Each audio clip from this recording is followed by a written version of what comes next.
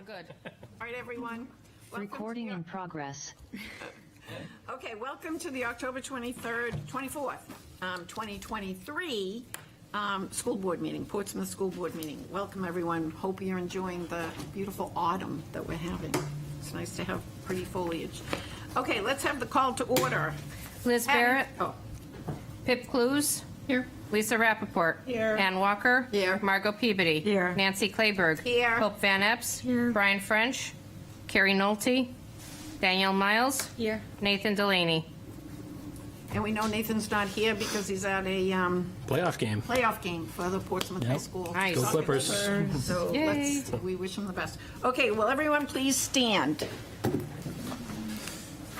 I pledge Allegiance to the flag of the United States of America and to the republic for which it stands, one nation, under God, indivisible, with liberty and justice for all. Okay, we'll move on to announcements, recognition. We just talked about the soccer team being in the playoffs. They're playing Bedford, is that correct? I believe it's Bedford. Bedford tonight, yep. Yeah, they're playing Bedford. Our football team is still undefeated. They won their last game on Friday night. I think they're 6 out of 8, is that right? There's only 2 more games left. I think they're 7-0. Oh, okay. Oh, okay. Okay, so they're getting there. Does anybody watch the Channel 9 News on Friday nights? They always do the recap of all the high school football games. It's kind of cool. I kind of got into it. So anyway, they're talking about Portsmouth and how great they're doing. Do you have any announcements? I would just say, I just echo what I had put out yesterday, just thinking there's events like homecoming. There's tons of people who are involved, and that's staff and it's students getting into things in the right type of way. Boosters, there's so many layers of people that turn that into like a multi-day event, and I think it was really well done. There's always things we can do better, and there's things that people would like to see a different way. But for the most part, I thought it was a good week. It ended really well, and as I said in my video announcement, I had to own that we were the fans that left early before the big comeback at the football game. But people, I really appreciate how the community came together to give kids a really positive experience. So that's one. And then two, and we'll have more details at a future meeting, but Eileen McCusick applied for a grant that would allow us, when we have students who are in violation of our substance abuse policy, would put them in a position where we now have grant funding to put them through a program with Seacoast Mental Health. So that will put us in a position to pilot some of that. Those sessions, some of those sessions are $350 a pop for students. I think the grant was $17,000. $17,000. I think it's $17,500. Has to be spent this year, and so a tribute to her for the work that she did to apply for the grant. We'll have some work to do with the granting agency and the high school administration about how we implement it. But we're really excited about the possibility of having the opportunity to test pilot. I think something that we collectively believe in, and I think from conversations we've had at the board level, the board believes in too. So we're going to have an opportunity to try that out and see how it goes, and we're really optimistic about it. So I want to make sure that she got kudos. Thank you. Good update. Hope. I just wanted to say that the high school welcomed 12 Italian students, very tired tonight, Italian students this week, and 2 Italian chaperone teachers. And so they're taking field trips around town and down into Boston. They were down at Harvard and Cambridge area today, so they're going to be down at Strawberry Bank. So if anyone sees them bopping around town with our high school students, their host students, say hello. Bellissimo. That's That's what you got. That's what you got. That's good. When in Rome. Well, that's very exciting. That really is. That's a tradition that's gone on for a while. It's nice to see that it's continuing. Yes, and I want to say thank you to our host parents, because we had 12 families step up to host them, and some community members hosting the teachers that are here as well. So it's nice to see the community coming to the table as well. Thank you. Anyone else with an announcement? No? Okay, we will move on. Acceptance of minutes. We have the October 10th, 2023 minutes, and we all got this thoughtful memo from Zach. Do you want to talk about that? I won't rehash the entire thing. I think as we work through the process, or you work through the process as a board of trying to kind of alter the way in which you operate, that can lead to we're all growing and learning, and as a result of that, sometimes trying to record that becomes difficult to do it well. And so, similar to the last time around, we're kind of trying to figure out what is going to best reflect the debate as it's had, and for you to, and then in some ways, some of this too is also trying to help you understand as you're growing through this process, and we're growing with you. Ways in which we can maybe be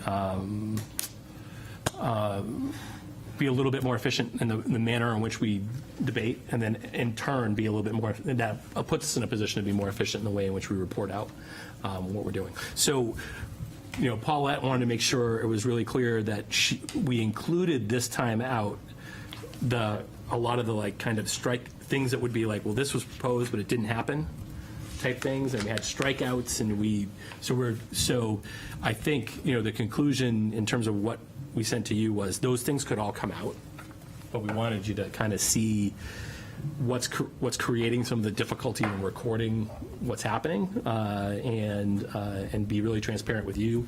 And then if you wanted to move to approve the minutes without the strikeouts, we would just pull those things all out and in the future not necessarily include them. So anyways, that's the purpose of the memo. Well, why don't we have a motion to approve the minutes? Do we have a motion? So moved. Margot, second. Pip? Any discussion on the minutes, including the comment that Zach just made?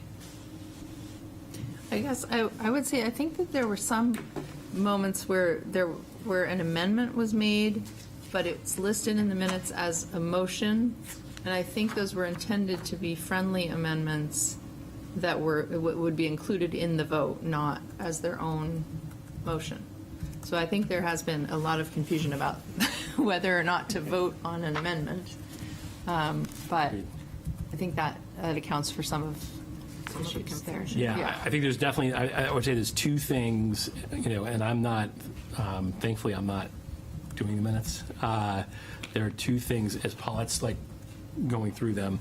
One is, I think there are times there can be ongoing confusion about what is the motion on the table at that moment. What are people talking about? Are we talking about the original motion? Are we talking about an amended thing? Is the amended, and sometimes, in some cases, what's happening is when we make an amendment or we propose an amendment, we don't propose a clean amendment. We kind of talk extemporaneously about what we kind of want in the amendment without being like, my amendment is this. So then it's not clear, is it getting seconded? Is that now the thing on the table? If it is on the table, what is it? And so there's been a lot. There's two things. What's been taking a lot of time, double or triple the time to record some of this stuff recently has been that issue, and the other one is people talking over each other. And so what happens is when that happens, if you have three people talking over each other at the same time, Paulette kind of has to go through listening for one voice. Then I'm going to reset 3 minutes back. I'm going to go back listening for the next voice. And then I got to figure out how to put it all together because it's not necessarily a dialogue between people. It's people shouting over each other.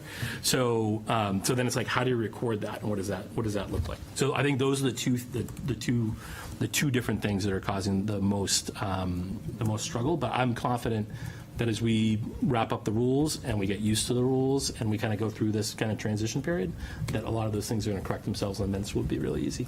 So. Okay. Any other comments on the minutes?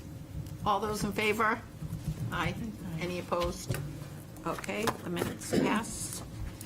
Thank you, Zach, for your thoughtful insight into that. Okay, next we have public comment. Do we have anybody here for public comment? I don't see anyone. Matt? Nobody online. Okay. Is there anybody in the Zoom room? No? Okay, well, then we will not open the public comment, won't close it, we'll table it. Okay. Superintendent's report, items of information. Just an informational item, which is just around, field trips that have been approved, to keep people aware of overnight field trips. Okay. Thank you for that. And then we go to the financial memo and report. Nathan, do you want to talk about that, or Zach, or both, or? I would just offer to, the format this time is new, and I would tell you that from my experience, this is a very traditional report format. It's a budget report. It simply shows you the adopted budget. It considers all of spending to date, and then it labels for you the things that we're committed to already, whether by payroll contract or by purchase order, and then calculates the balance remaining. I put some notes off to the right to give you a sense of, at least cryptically, what's happening there. That's as much for me to remember to answer your questions as it is for you maybe to be reminded. One of the things that I think you've heard a lot over the years that you've been looking at the old financial report is that it's a matter of timing.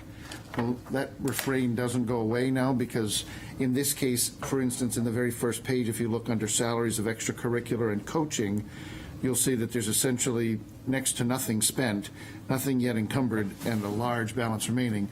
That's because from a timing perspective, it's too early. We haven't yet, when this financial report, this is September 30th, this financial report hasn't paid any stipends out to coaches yet for the fall season. We don't pay the advisors, clubs, et cetera. We pay them half and half semester-wise, so we won't pay that until December. So that balance remaining will look big, but it's not real, because ultimately we will pay all of those things. And as we get closer, I'll do a better job of making sure that we have encumbered those dollars.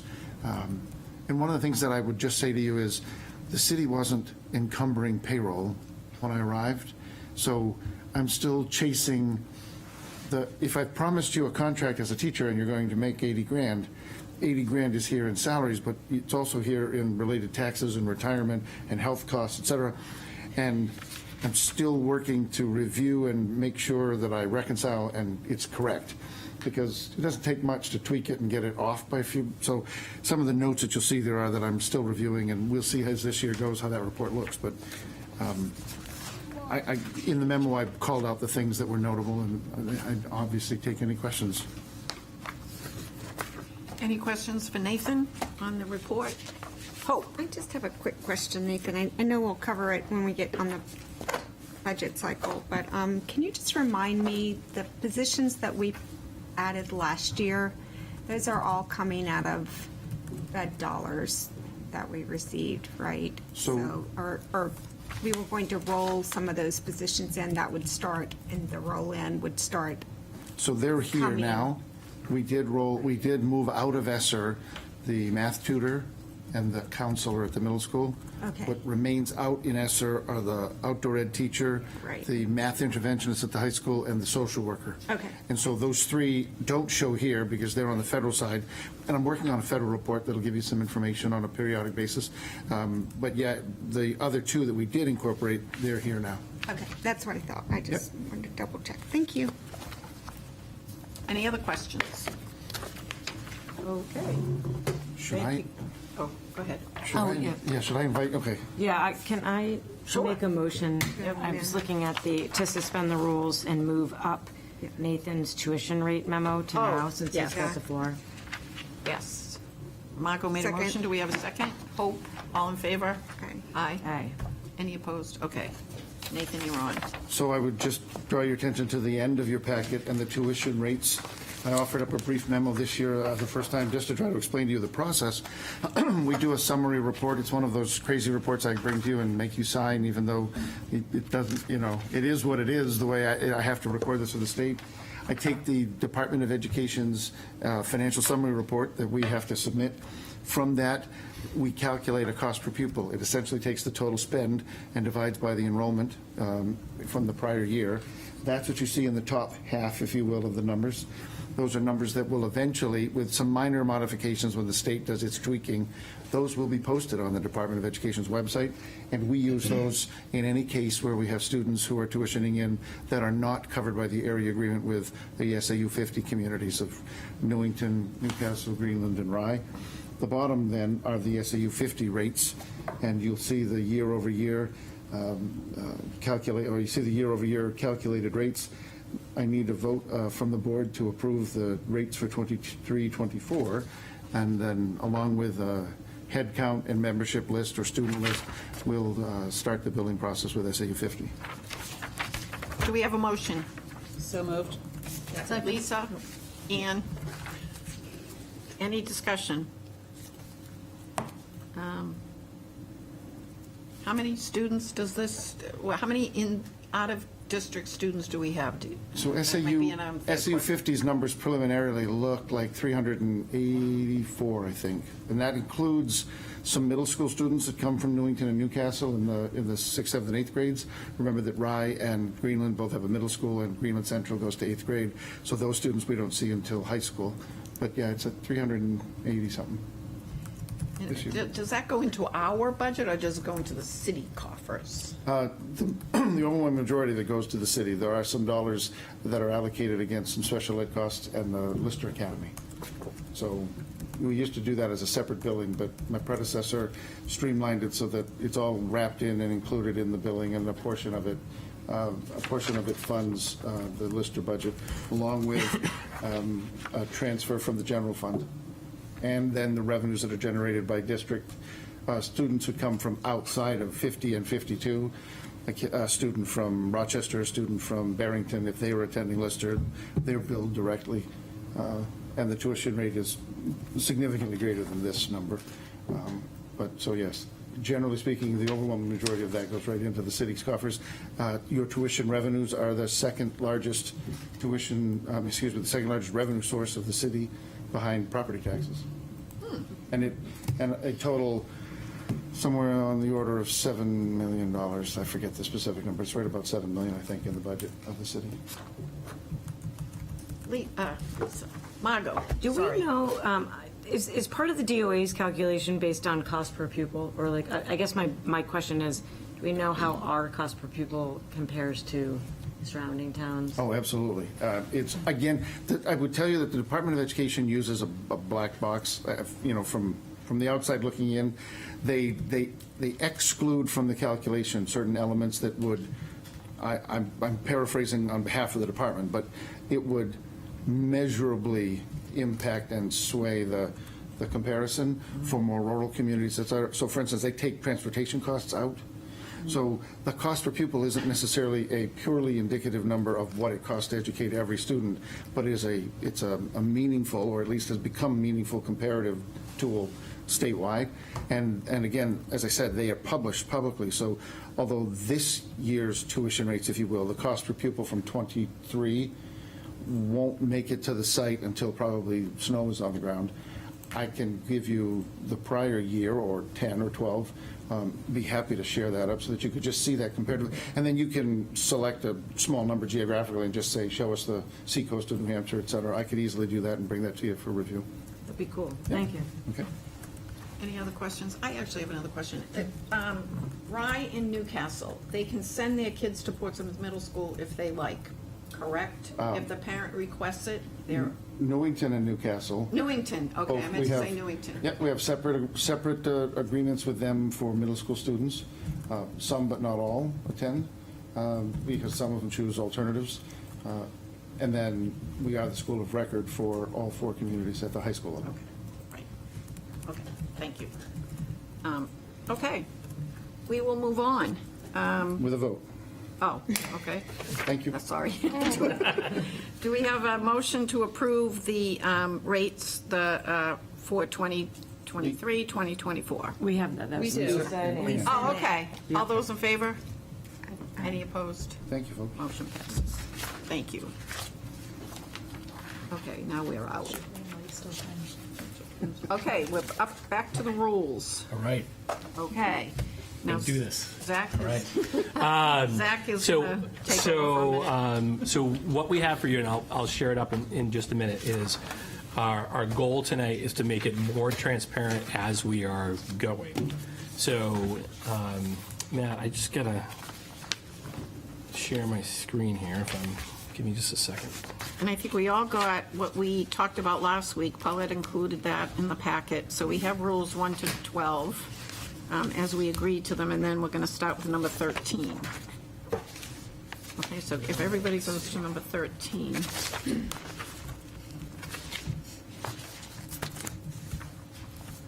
Okay.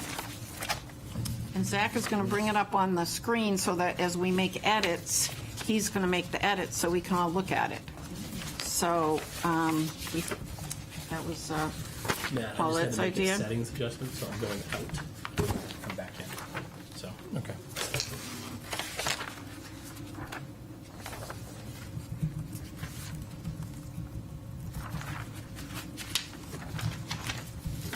And everyone got this paper, which talks about the, That's actually a good one to review while we work on the technical Okay. part. So this is reflective of the things in rule that you already said are motions that are okay. acceptable motions. So did everybody have a chance to look at this? Okay. I can't remember times that we've used many of these categories, but it's nice to know it's there in case we ever have to refer to it. Okay. All right, so is everybody on number 13? And Zach calls it up. Zach is just about there. We're all prepared. This might be a good time for us to explain too, instead of using the yellow cards and having to write out the entire rule if you want to make a change, we do have pre-printed copies, so you just, when we get to that point, if there needs to be an amendment, we'll get you the pre-printed copy. You can just make the amendment right on that form and send it over to Nancy and Margot. Nancy will read it off instead of having to sit and rewrite the whole thing, because some of these are quite lengthy. So. Great. Thank you. Can I ask a question along those lines? So one thing, when I was at the NHSBA Delegate Assembly, they would put the text right up on the board. So if somebody said a motion, there would be somebody designated in the room to type it while they were saying it. Yes. And then if somebody says there's an amendment, then you put the text under it in red. And so then we know now we're talking about the amendment. And if it gets approved, then that red text gets put up into the main amendment. So just for the future, I feel like having that option, like I like the cards, I think it's a good step. That's what we're going to do. That's So, awesome. so we're going to, as we go, if we get if a card, if we're going to get an amendment, then you have a card. We're trying to make it easier so you don't have to write down the whole thing. Yep. You'd make the change, slides around, type it in. There it is. That's awesome. So we'll keep calibrating. We're going to get it. Yeah. Card in the other room. Can I just ask a quick question? Yes. You can just make a note of it somewhere, but we used to have a recorder. That was Paulette at our meetings. And so is that something we can revisit of getting back? Because it seems like we need that. So for we're our actually meetings. exploring having utilizing some funds to bring in somebody to do Okay. that work that would Okay. not be Paulette. Okay. So we're And I we're still in wasn't process. suggesting it was Paulette, just Yeah, yeah, yeah, someone yeah. that can Yeah. take record would be great and read record back. Thank you. Good suggestion. Okay, let's go to rule number 13.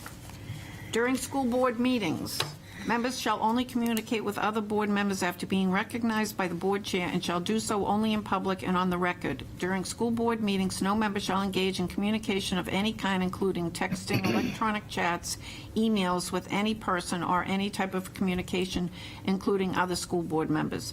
Any such communication is subject to disclosure by the Right to Know law, RSA 91A. Do we have a motion to approve number 13? So moved. Hope, second.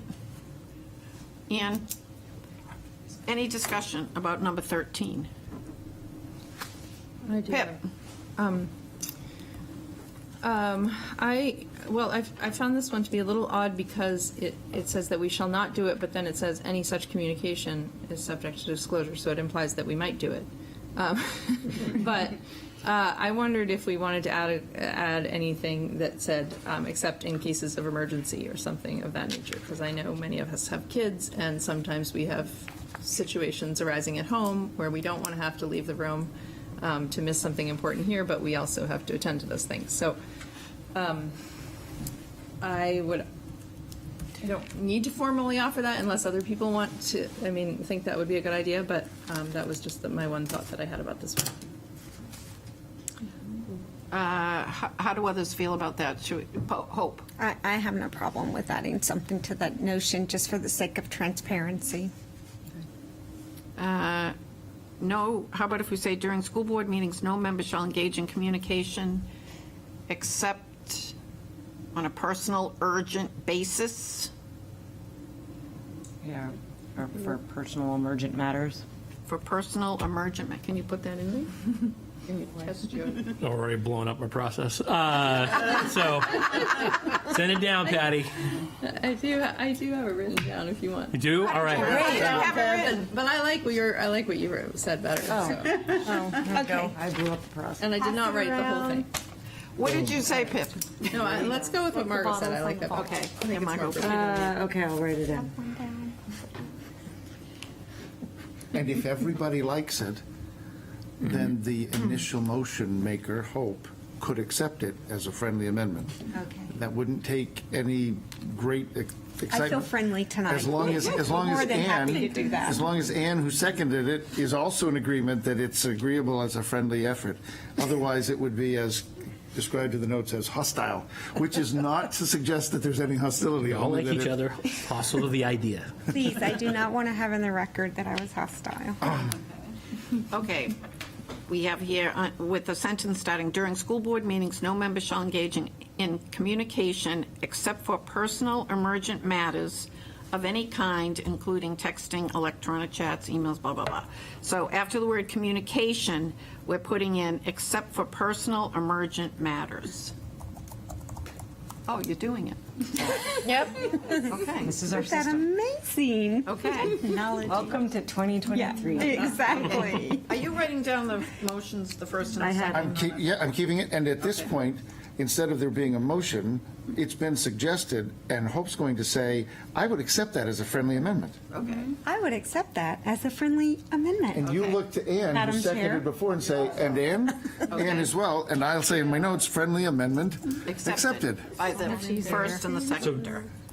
So the friendly amendment has been accepted. Therefore, right now, just to clarify, just in terms of process, so the motion on the table is now to, and it would be back to discussion, to accept 13 as currently amended. Correct. Unless somebody has something else they would like to, any more discussion on it. I just have a quick question. Yes, Lisa. What do we think we mean by the or any other type of communication? Because we've already said don't engage in communication. So I'm just wondering what that phrase is meant to convey. I have no objection to it, but I'm just wondering what we're thinking Perhaps there. AI that we don't know Oh, of boy. at this point. Future Future acknowledgement of communication, perhaps. billboard flying over. Carrier pigeons. It does say engage in any not to engage in any communication of any kind, and then it says any other type. It's a little redundant, but. But not incorrect. So are you making a motion to remove that? Yeah. No or yes? Because I will be friendly and approve that emotion. Okay, we don't have a motion on the table or a friendly amendment, correct? Okay.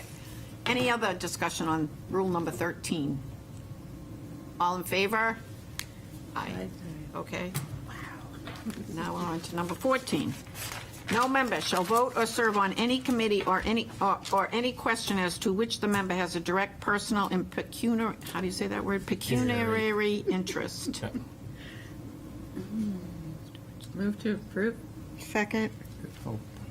Any discussion? Pip and Hope. Horse. Pip.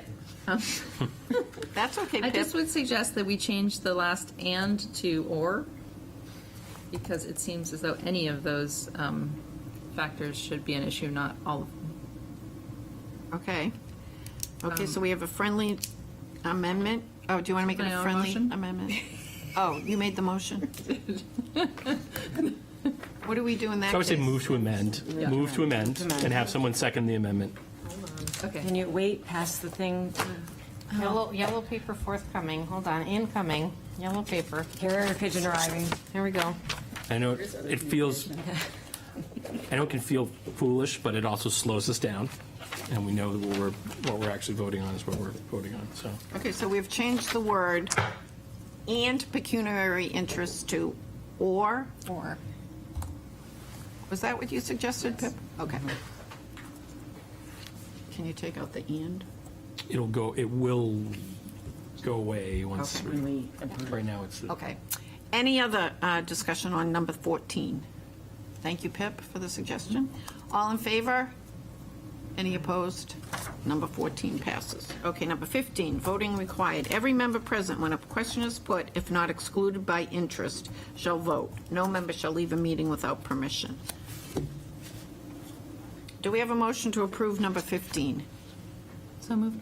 Pip, second Margot. Any discussion?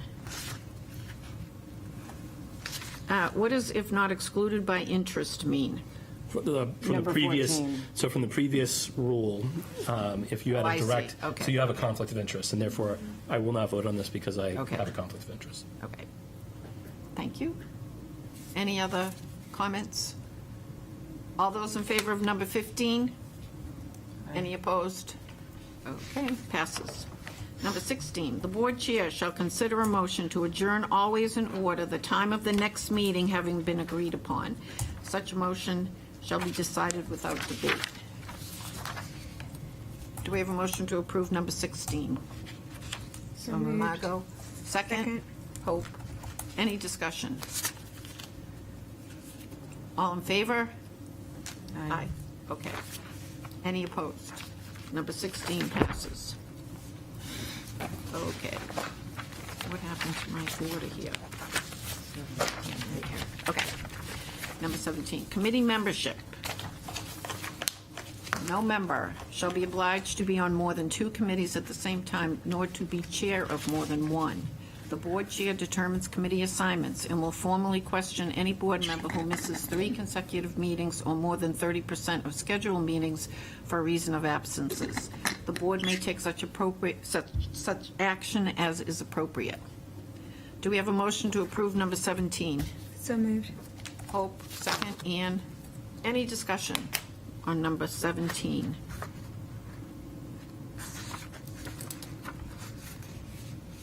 Okay, all in favor? Aye. Any opposed?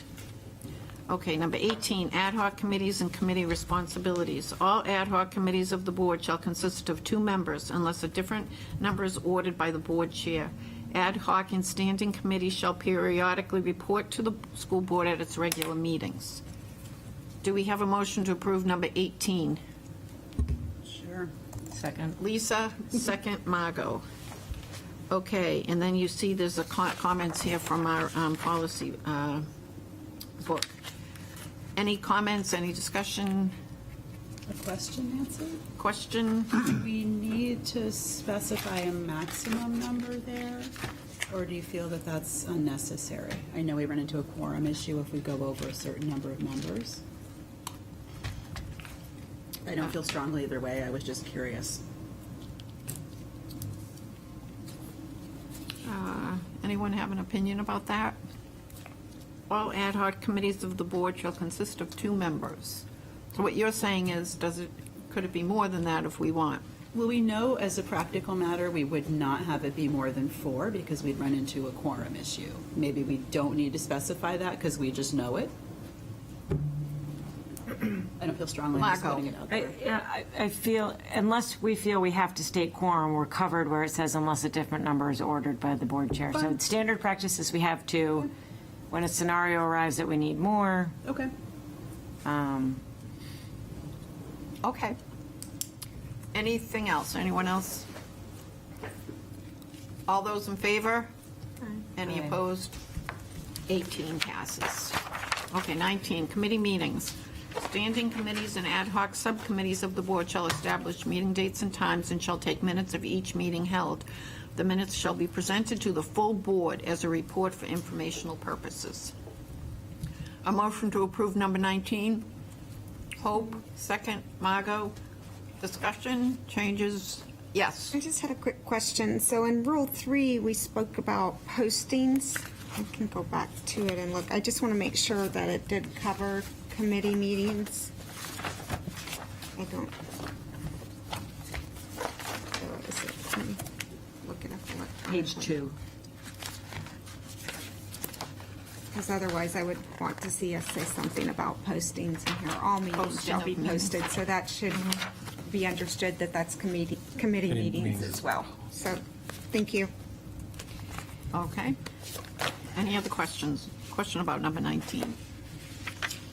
Margot? I guess comment, I know it's the practice of city council that the committee meetings go back to the committee members for approval before they go for publication to the council or to the board.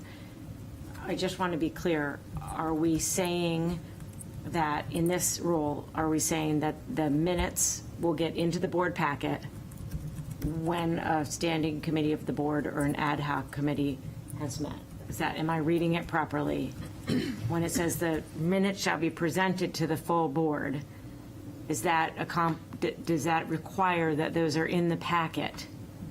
It doesn't say it. Do we need to clarify it or not? That's my only question. Pip? I did not read it that way, so I think Okay. clarifying seems like a good idea, since we have two different interpretations already. Okay. Sorry, Lisa. Yeah, I think it's helpful to have the committees approve the minutes, because we've definitely run into conversations as a full board where there's not unanimous recollection from the committee. Maybe that's not always practical from a timing standpoint. Right. But Okay. Would Do we you need like to say that? Yeah, would you like to add a friendly amendment? Margot or Lisa, or both? sure. It's coming for you, Lisa. Oh, coming around that. Oh, Coming around. Take your time. Too fast. No, We this thought is this is easy. a good time to pause and, recollect ourselves. So take your time. shall be. That's great. I know. That's good. You get going 100 miles an hour sometimes. It's good. It's very helpful. It's also very quiet tonight. And then, Here you go, Nancy. Okay. Now what Lisa changed, if I can read her handwriting. Nope. The minutes shall be presented to the committee for approval and then presented to the full board as a report for information purposes. Does the first approve the friendly amendment? Let's hope. Hope, do you approve that friendly amendment? Yes, I And Does the seconder, who was? Margot. Yes. Okay. Okay. Any other comment about the rule? I'll just say, and I think it's still the right move, just it's going to take more time, because that means if a committee meets on a monthly basis, or even if it was bi-weekly, it's still, you're going to have a gap of a meeting or two of the school board before you're going to get the most up-to-date minutes. But I still think that's the right way to go, because I agree, when you come back and the committee's disagreeing about what was said in committee, that's challenging. We, Go ahead, Margot, and then Pip. correct me if I'm wrong. Minutes with everything is still the 72-hour rule, correct? That they have to be produced within 72 hours? It's a great, I don't know for sure, I believe anything like that we need to. I Anything think it's the that's- same, that we have to have a draft, Yes, a draft set, Okay. regardless of whether it's the full committee of a whole or it's a subcommittee. I think So it might be nice when we refresh our committees and train on committee work, that it's a standard practice of committee members that within 72 hours they'll receive a draft, and that they have 24 hours or 48 hours to approve, and silence is considered approval, or something of that nature to handle your. Yep. It's tough to say silence, but, because it could sit for a while, I worry. It could. And then that's not fair for transparency and the ability to take action. I think, oh, all right, go ahead, Nathan, If I- and then Pip, and then Lisa. I would just offer, I don't know that, unless it's your intention, I don't know that this precludes a member of the committee offering a verbal update on the work the committee's doing. So, if you have a committee that's only meeting on a quarterly basis, I think a board member who was present for the meeting could say, and we talked about this, this, and this. That's a little different than characterizing commentary and discussion. That would come along after the approval of the minutes. Did you And want to say something? I'm trying to recall from a previous rule, I don't know if it's, I'm trying to remember, if it's I think it's a previous rule where there was a mention of committees given written reports. Nope. So if Whoops, you're on the sorry. if you're, well, so wait, well, that Sorry, you're doesn't, right. so I'm not totally, that's not necessarily totally contradictory to what you're saying, Nathan, but, so if you're on the rec board or the library or the whatever, that at some point, you're going to submit something in writing to the board saying, this is what we've been up to, and then you can answer any questions. So I think that was something that we had passed in a previous, same thing as policy committee, we do a lot of it, but I think there's other boards where we need to, based on the rule, we'd be submitting more written material than what we've done up to this point, since I've been here. Pip, did you have a comment? And Lisa? Yeah, my understanding of what we have now would be that the committee, that we wouldn't be presenting the minutes to the committee for approval at a board meeting necessarily, or in any way related to the board meeting cycle. So I think that, I guess it would add a little time for the committee to go back and forth, but it wouldn't necessarily be a whole other month or meeting Right. time. It really just depends on how frequently the committee's meeting. Right. Right. And I think that's it. And it's just a matter of how frequently those others, because I don't know, I'm not sure how much we could do. I think there's some process stuff we got to work out on what we can do without coming back together to make a decision about minutes, for example. What are we able to do remotely or via email or by default if you don't email? I think we got to check out some of that to make sure that Okay. we're kosher. Lisa, and then Hope. Yeah, I think that waiting on the minutes wouldn't stop us from bringing a policy to the board for discussion, even if the committee meeting minutes weren't complete. But I feel like it would at least remove from the discussion a debate about the minutes themselves, which seems to somehow be a separate conversation sometimes. And the other thing that I wonder if we can explore is just, certainly when we're on Zoom, Zoom doesn't make a perfect transcript, but they will make a transcript. And they're not going to spell everything right. They'll garble a few things, but it's not terrible. And so if we're getting bogged down and getting minutes done, that could be one way, and there's plenty of other software that's cheap or free that will do that. Just as a way Oh. of potentially. Thank you, Lisa. So in listening to the discussion, and my understanding of the rules, it is 72 minutes after, or 72 hours. Yeah, get on it right now. Come on, people. 72 hours after a meeting has been held. So shall we add that? Shall take minutes for each meeting. The minutes shall be presented to the committee within 72 hours for approval. And then also, do we need to add that it needs to be a written report to the full board as a written report for information purposes?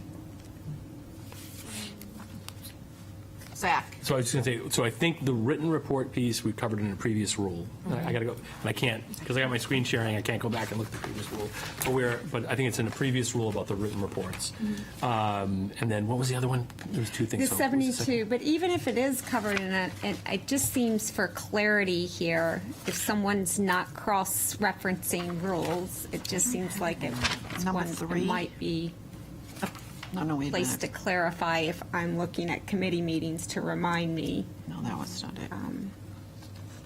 And the other question was about the 72 hours. Like, do we need to put that in here? So again, people know that that rule is a standing, it's actually, I think, a law. Right. So it's not just a rule, it's a law. But you don't have And to so if that gets missed in some formal training somewhere or something, that it's right there. So that would be a recommendation. Margot? I love adding the 72 hours because I think it's important for people to know. The only challenge we run into is that not all of our committees are chaired by a board member. And that's going to be the, snafu there, where I think we can, if these are board rules, we can certainly hold our, unless we're saying that the board member is sharing some version of minutes, but Can I just respond to that? So I'm confused because it says standing committees and ad hoc committees of the board. So to me, I read that as a board committee. we have a lot like facilities. Yeah. That's not chaired by a But board so- member. That's considered a standing committee of the board. But these are board rules. These aren't administrative So rules. it wouldn't be like rec. So Yeah, it or wouldn't- library or, Those committees wouldn't, They're listed as standing committees of the board. Just so you know. they are. They Oh, always yeah, are. because that's Yeah. right, because we have someone standing on them. Exactly. Sitting on them. So but- that's, but a rec committee would submit its own minutes, and the library committee Right. submits its own minutes. Yeah. So we Right. don't have to worry about committees like that. no, Correct. no, Okay. it's just that we can't, I don't know that we can, anyway, my Do we hand's need not to raised. split Lisa's these? hand is raised. Well, I think I had the same question that Hope had, because I feel like what we're really responsible for in the minutes is very few committees. Right. Right, I mean, the vast majority of committees where we have board members serving, the minutes are not our responsibility. We're not responsible for taking them, posting them, or anything to do with them. So, do we just want to specify in some way that this is for, I'm just trying to think. Because it's not that many committees where we have to take the minutes. Right. It's what, policy Committees and, chaired by board members? well, but even policy, is that chaired by a board member? Yeah. What is right now? Margot, yeah. Is it? Okay. usually is. Yeah. It usually is. Okay. But I'm thinking like of our redistricting committee, Margot you made really good notes about what each of your meetings entailed. Yep, we took minutes, So- but that was only board members on it. That wasn't a Oh, standing. that's right. Okay. So, I mean, would it be helpful to split it? To address standing committees and then address ad Ad hoc hoc board? committees. Ad hoc Or- committees? Margot. Maybe, who made the, I can't remember who made the motion. Maybe it says, to Lisa's suggestion, standing and ad hoc subcommittees chaired by a board member, or standing and ad hoc subcommittees of the board chaired by board members shall establish? No, never mind, that's the wrong place. No, I think I put a period after times, maybe? I'm not making an amendment yet, but I'm just thinking about what we're trying to accomplish. Zach, did say, you want to like- say, after Lisa, you. Take, and if a board member, if the board is responsible for those committee minutes, they must be produced within 72 hours, presented to the committee for approval, and then to the full board, or something like that. Because they were making a condition on whether we were in charge of the minutes. Zach, what were you going to say? So I was going to say, so a thing that I haven't, it's one of those, when you come to somebody's house, you don't question things in their house.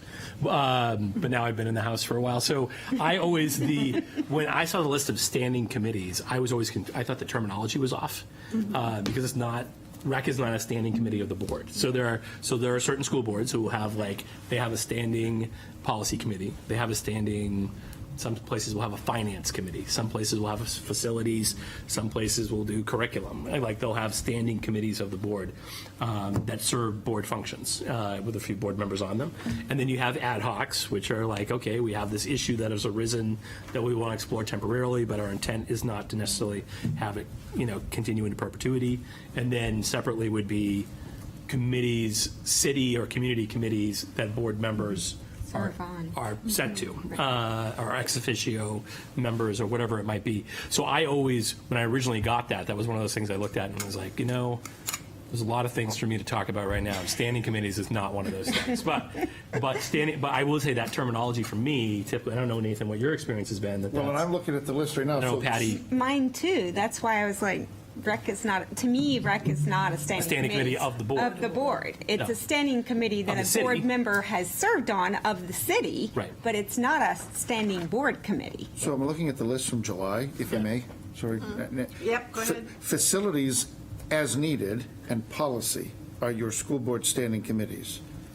Your ad hoc committees at the time this was published were the legislative committee and an Evaluation Development Committee, which may have already completed its work, but beyond that, there are city committees, and there are, for instance, temporary committees like negotiations.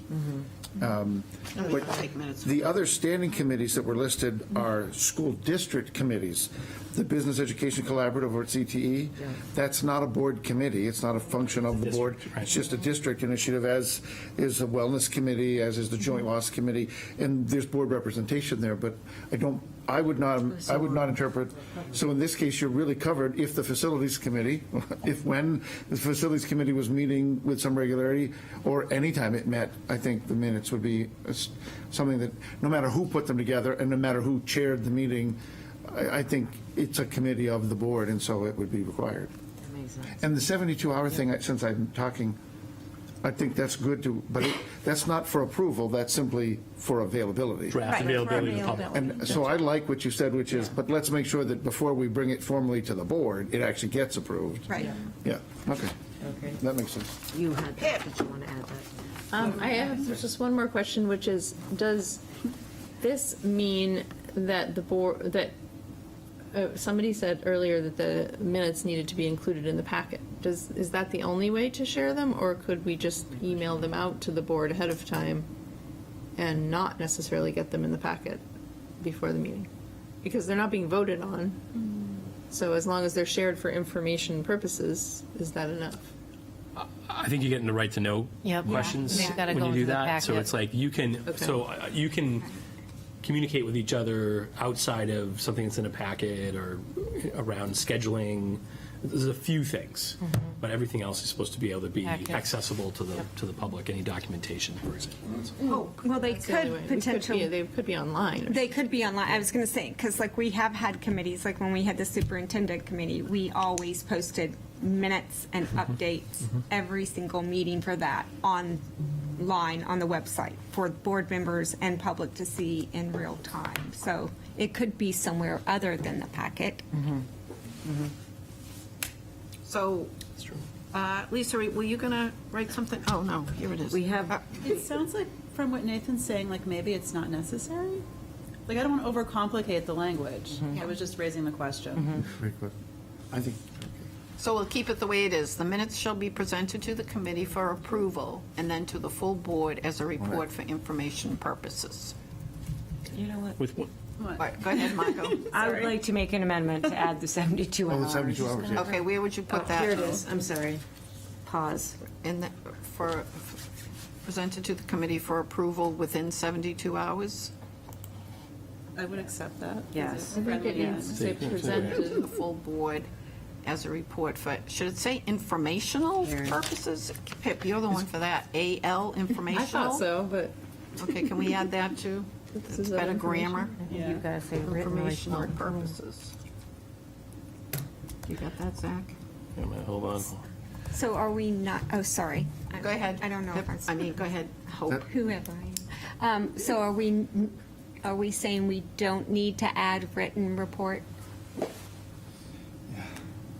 So It's not in a previous rule. I went back and I looked. couldn't There's find it nowhere either. that we wrote. it was in a draft, we were in a draft. Draft and it didn't make it? Okay. And I think we had a discussion about the committee reports being in written format. Right. So that we didn't spend time rehashing, but we never specified Oh. written. I hope we do.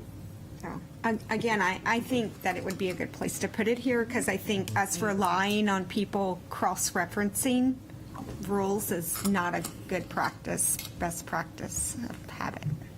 So should we just say the written minutes shall be presented to the committee? Can we just put the word written in there? What? I think I just was, a and then written my hand report went down. as a written report for informational purposes. Do I need to write that somewhere on a card or something? Add them to that? Here. We might as well already keep it on have one piece of paper. Okay. So let's put it all on one, save you some time. Can you change the So while, informational? Sorry. oh, where is it? Informational. That's on Informational here. purposes. Got it. Okay, got it. Informational is added I'm not on. usually good at that, but Pip Pip has her said I hand. was right. Pip, two two issues to raise now. Go ahead. So I fear that the way it's written now, that where it says approval within 72 hours, implies that we have to have it approved within 72 hours and not just presented. Right. So I wonder if we need to move the within 72 hours to after the word committee. Presented to the committee within 72 hours for approval. Yeah. Okay, Zach, what do you use for? So I wonder if it's, Yeah, but- I wonder if the appropriate is, I mean, the law is that it needs to Now we need be a new one.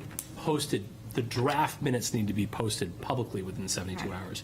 That doesn't necessarily mean the committee's engaging it in the 72, during that period of time.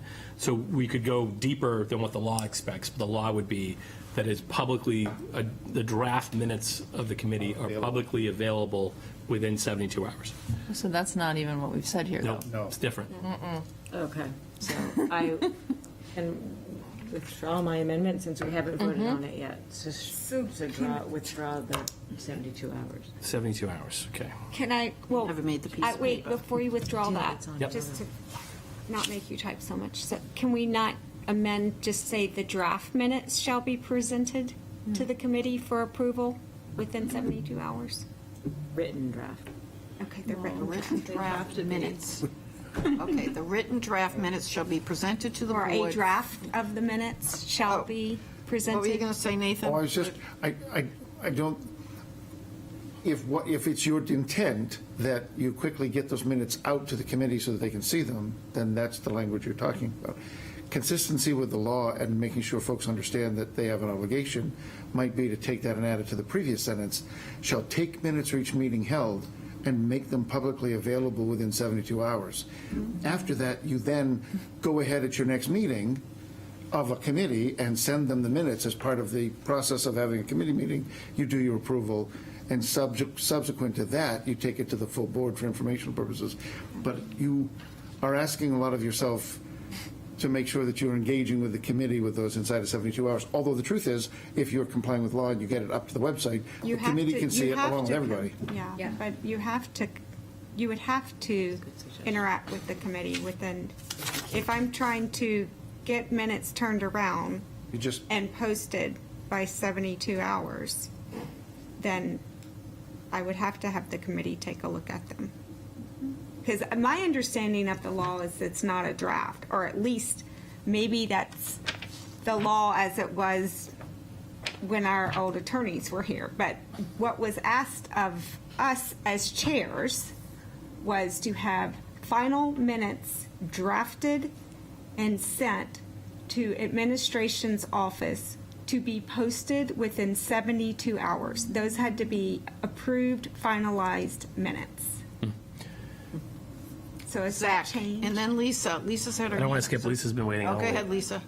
So I was just saying, on the 72 hours, I think, so like, for example, we post draft minutes of this meeting within 72 hours. We will post draft minutes within our approved minutes because you guys haven't met, had an opportunity to review and decide you're comfortable with them. So we're in compliance with the law, but we've definitely had times where, Pip gets the editing pen out and we're going to, and the minutes are not, they're the best shot at what we believe are going to be final minutes. But we collectively have a conversation and they aren't finalized until you approve them. So I think it's the same, the same would hold true for a subcomponent of the board would have the same expectations. But I don't know about, what I'm worried about is, I think Nathan's starting to get to it, is the mechanism by which the group would approve the minutes within 72 hours. I don't know if there's a way to do that without you meeting with the group to have them consider the minutes. In terms of. Maybe we're overthinking this. And what you say in sentence 2, once approved by the committee, comma, the minutes shall be presented to the full board as a written report for informational purposes, period, full stop. Right. I'm sorry. Say it again. Lisa's been Oh, waiting. Lisa, Been in again. the bullpen for a while. Sorry. So I think that beyond just the 72 hours being a legal requirement, I do think that we want to be transparent. I don't think it's unreasonable for people who serve on committees to know they have to check their email within a reasonable amount of time to eyeball the minutes. and to raise their questions with the minutes in a timely fashion by email. I know, I don't agree. think it's crazy if somebody's sick or something comes up or whatever. Sure, they can get back to you later, and then it can always have the draft be updated later. But I think having that goal is important, because I think part of being on a committee should be doing your homework ahead of time and then checking the minutes afterwards in a timely and responsible way. Hope, Zach. So can I make a suggestion, or I don't know if I want to make a friendly amendment yet, or not sure. Standing committees and ad hoc subcommittees of the board shall establish meeting dates and times, shall take minutes for each meeting held, and shall make the minutes available to the public within a 72-hour period. That meets the law. Yes. And then you can say they shall be presented to the committee for approval and then to the full board as a written report for informational purposes. So you're moving that clause to the first sentence. Okay, so write that down. I have it. Oh, here you go. You can take it from here. I was writing as you were. Okay, let me take a look so I can, To be more friendly. okay, so standing committees and ad hoc subcommittees of the board, Shall establish meeting well, dates. she scratched out shall, No. of the board. Oh, okay. Oh, I see. Shall establish meeting dates and times and shall make the minutes available within, you didn't write that. No, I was in the middle of writing. Oh, okay. Shall make the minutes available. I thought it was finished. Within 72 hours, are available to the public.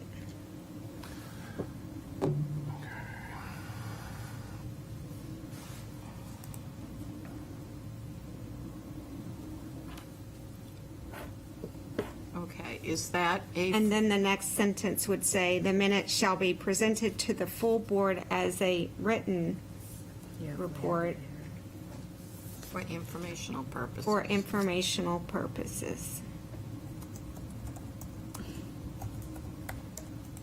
Okay, I don't see and hear the, do you want to write that in? Did you get that? I want to make sure I get it exactly. okay, do you want to? Yep. All right. It's a little crazy. Okay. Standing All right, so I'm going committee. to do this for a minute in red, since we've got multiple things going on. All right, so this would go away. All right, I'm going to remember to That would put just that. go after. Nope, sorry. Yep. All right, and shall take minutes for each Meeting minutes Change to editing been mode. held, and then comma, and shall make the minutes available. Within 72 Within hours? 72 hours.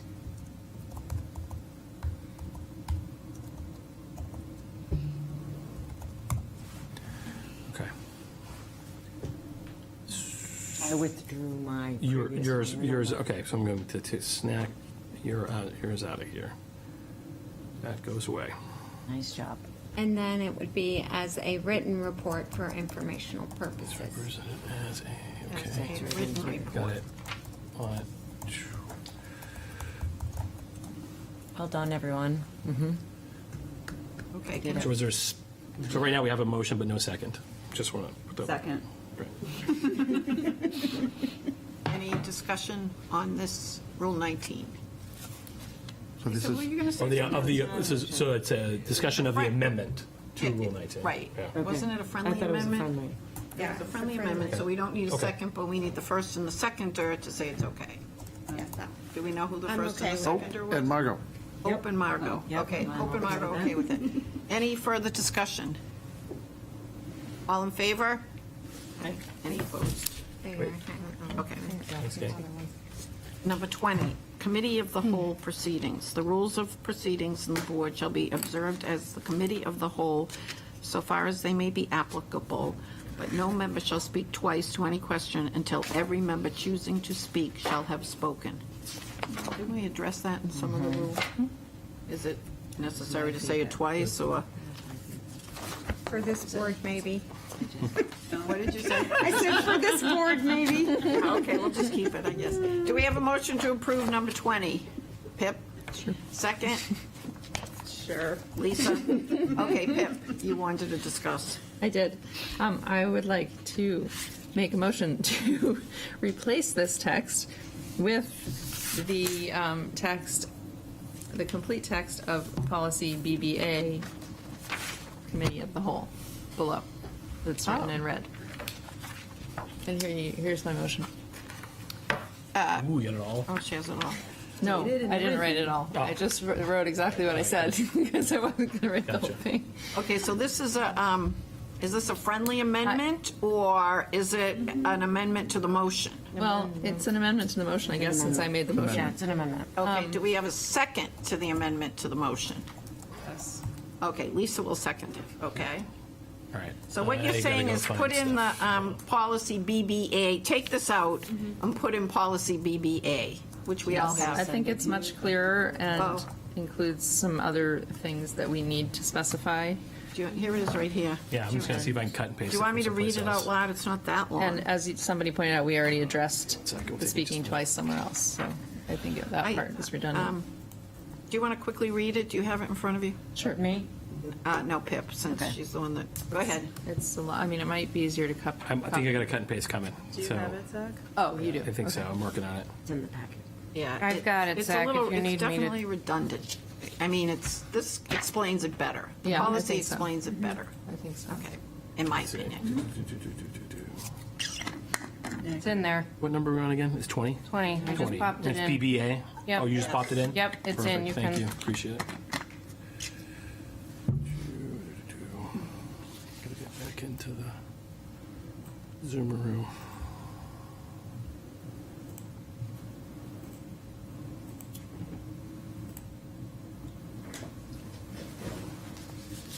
Okay, Does everybody want to take a minute to read that? so let me strike. Let me get you. I mean, There you this go. is directly from our policy book. The only change I would make to it is to capitalize committee and whole in the first sentence. Is, what would you make? To capitalize committee and Oh. whole in the first sentence. Oh, So I think that is a phrase. does that have to go through the policy committee to make that change? Well, we're not changing the policy. We'll probably change that in policy level too. Well, if it's in the rules, then Not in the we minutes. don't need a. It's coming up soon, I think. Okay. Did everybody have a chance to read that? So the only change will be, in the first sentence, committee of the whole will be capitalized. What? Committee of the whole. Yes, Lisa. One question, Pip. If we are going to make this consistent with BBA, do we want to add language at the end that says that it will be updated in accordance with BBA, or will be consistent with that policy or something?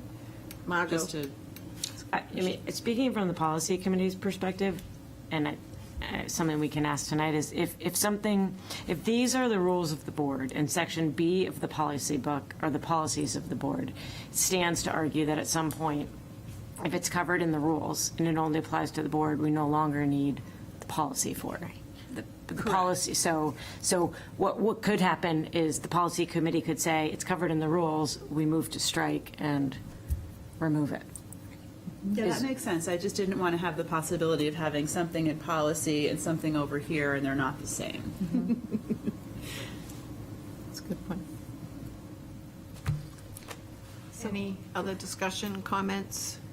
Okay, how do we do this? Do we vote to delete number 20 first and then add So I think you had policy 20 or- I think you had 20 Okay, so the as motion was, proposed was on the table.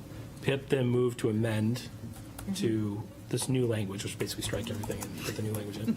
And then we had a second. Yep. So Okay. the amendment of this rule is now on the table for a vote. okay. How many people are in favor of the amendment?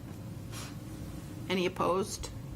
I don't know what the amendment was. The amendment. Remember, was that change, that Placing it language, your language, I thought substitute, that was my motion. substitute That was my the, original motion. No, but you have to we amend. put it on the table The original motion was to approve number 20 as it is on Right. this paper. Right, and that was the I'm sorry. original, I forgot. that was on the table. I forgot I made the For the original. purposes of getting us I going. did not actually. And then there's the- didn't actually make yes. that motion. Yes. You made an amendment. I get To it. that. Okay. Approve your sorry. amendment. Second of the amendment. I do. Now we should vote on the You original motion. And vote approve your for- own votes for amendment. herself. That's great.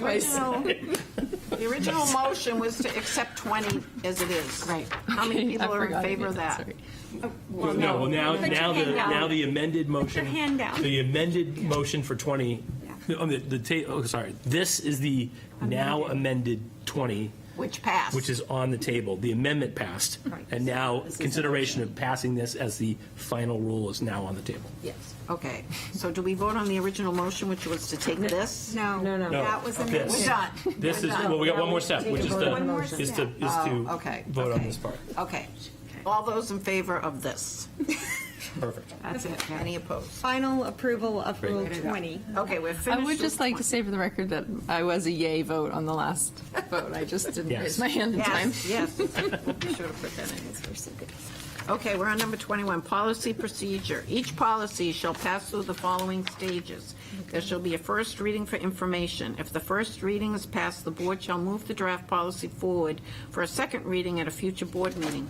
A policy would pass with an affirmative vote after second reading. A policy may be amended by the board at any stage in this process. Do we have a motion to approve number 21? Ann, second. Margot. Discussion. So Yes. I just have, so right now, the only way that the public is made aware of policy discussions is by public board meetings and the postings of policy meetings, correct? Okay. Is everybody reading the red BG? Do we need to put some of that in there? No? I think it's clear. Okay. Okay. Is there any discussion on number 21? I guess I have one question. Some policies we pass in one reading, correct? No. Don't we? Used to. No, we only go through one reading when we've passed the policy and then the state mandates a change. Oh, And so okay. we push that through as a second read because it's not a We new don't have any policy. choice, sort of, to. Well, and right? it's not the first reading we tend to reserve for brand new, board hasn't seen this policy before, so different, it's either recoded or new information, so there's the first read, then the second read. Second reading. When it's a minute change, it goes through as the second read. Okay, Nathan has Zach- something to Zach say, had his I hand think up. Zach I'm waiting, and I'm Lisa. hold off for I was just going to say, the other thing is, I know that some of the financial policies require annual review, and I think you've done that in a single, because that isn't actually passage of a policy, it's, you don't, you don't make a motion. No conceptual change. There's no conceptual change, you simply have to review it, the investment policy, the et cetera, those things have to be. Wellness, we just did that, Exactly. Okay. And so I guess that's not spelled out here, but in that case, I'm not sure you even take a vote to approve the policy as much as to review, to approve the review of, or. Yeah, that's a good point. Lisa, were you going to say something? Or- And Zach, were you going I think I know the answer to this, but I just want to make sure my understanding is correct. So if we have something that's already on the books, state passes some tweak to the law, it can come back as an amendment essentially. So we're not doing the whole policy from whole cloth, from scratch. We are taking the policy that was already on the books, we are making the mandated change. And then if the board wishes to approve that change in one reading, they could. But nothing precludes us from sending it back to policy if people have questions or issues. Is that, I just want to make sure I'm understanding the pieces correctly. So my understanding is similar to, Nathan's talking about an annual, but separate from an annual, like if we have like an NHSBA update, and the NHSBA update is conceptually the same, but like a couple words of that and an and a, you know what I mean? Then one reading is enough because you're not conceptually changing the policy. It's more of a formatting thing. Then I've seen boards do that in a single read. So Any other discussion? Okay, shall we approve number 21? All in favor? Any opposed? Okay, 21 passes. Thank you, everyone. Now we go to 22, which is record retention of policies. When a policy shall have passed the school board, it is made available on the website and filed in the superintendent's office. Do we have a motion to approve number 22? So moved. Lisa, Margot seconded. Any discussion? Yes, Hope. So I would like to just add that this says school board website, just so there's, I would think people would know that, but again, just to specify, because sometimes we post things through the website, so I can, you have a card here, but also I wanted to know, it says it has to be filed in the superintendent's office, but there's no notation, and I don't think we have another rule, but correct me if I'm wrong, that it's the superintendent's responsibility to make known of the policy changes to faculty and staff. Did we say that someplace else? This is It's in just my- records. Yeah. It's in my memory somewhere.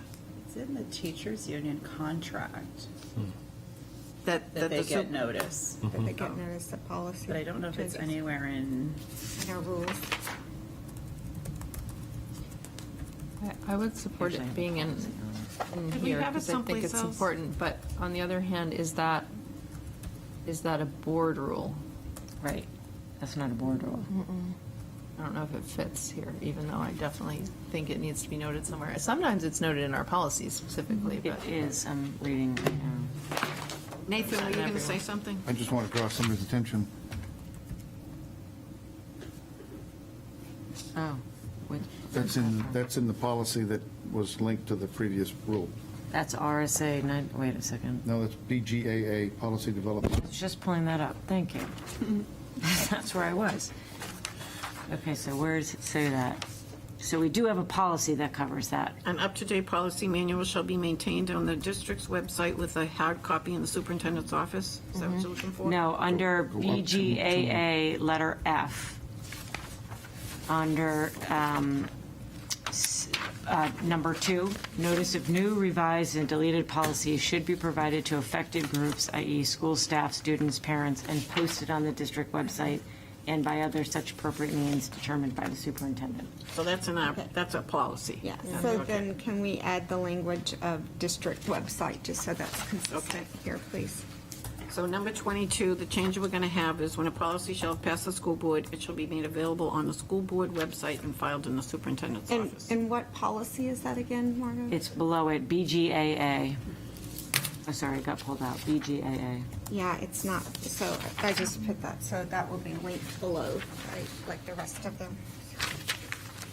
Thank you. Lisa has her hand up. Lisa, So this is a question, I don't think it's one we need to solve tonight, but I do wonder, I don't think people want to read all of that sea of red, but are we going to, in some way, say, consistent with these board policies at the end of these? I think we said that in our last board meeting, that we were going to put that at the end of Yes. each rule. Yes. So not that we would list the entire, thing, but we'd say consistent with, And I think it'd be a link, right? Didn't you say it would be a Right. hyperlink? or- We didn't say, so I think Pip had asked and suggested that that was the case. Yeah. And we didn't, but there wasn't, there was no action on it. Do we have to So we vote just on kind of that left, it tonight? was left lingering. then I'm going to save that for the end. that's a good idea. We'll save that at the end. Okay, do you have the yellow piece of paper on there? I do, I got it. So this is the proposed amendment. Is it up Still here? looking for a second. But you have to put school board on there somewhere. Oh, I'm sorry. No, School- district. District. That's On the consistent. district District website. website. Okay, Yep. okay, right. If Lisa is agreeable to that, and Margot as a second, Yeah, then you can accept that as a friendly amendment to absolutely. Sounds the great. approval of Rule 22. 22 as Any other amended. discussion on Rule 22? All in favor? Any opposed? Rule 22 passes. Okay, Rule 23, seating arrangements during board meetings. Board seats shall be assigned by the board chair. Board members who wish to exchange seats may do so upon request to the board chair. Seating arrangements may be changed at any time the board chair wishes. Do we have a motion to approve number 23? Hip, do we have a second? Hope. And I think I said this once before, one time when I was on the board, we put all of the name tags right in the middle, and when you walked in, you took your name tag and you sat wherever you wanted. Oh, we're not doing that. You know, it was funny, it ended up people sat in the same seat. Do you remember, were you on the board when we did that? Maybe Em was on the board, but it was kind of fun, because you just didn't know where you were going to sit. Anyway, any discussion on Rule 23? All in favor? Any opposed? Number 24, our board meeting to conclude. Board meetings shall conclude no later than 10 PM. The meeting may be extended to take up any remaining items on the agenda with a majority vote of the board. Do we have a motion to approve 24? So moved. Margot, second. Lisa? Hope? So I feel like people wait for their stuff to get on the agenda for a long time sometimes. So I would like to add language that remaining items be carried over to new business for the following board meeting. I believe that's in the interim.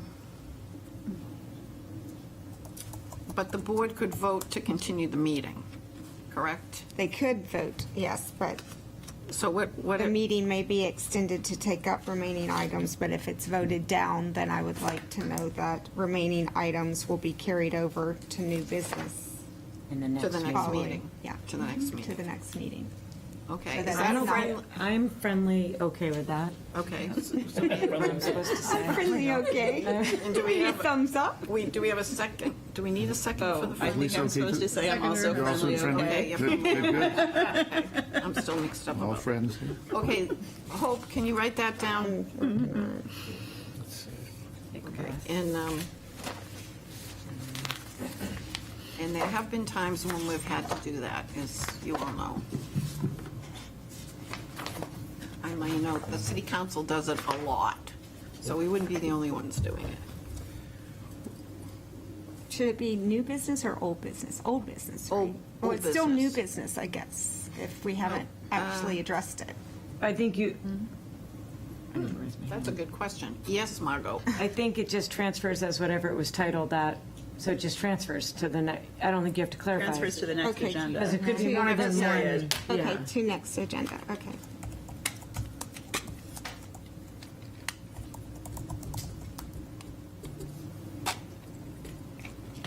Does that make sense, Ms. Patty?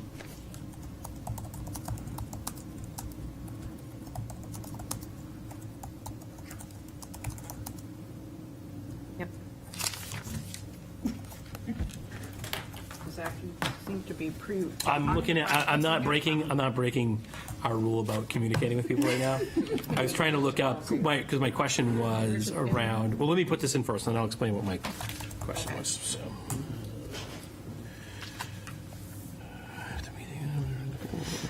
We got anything from Brian.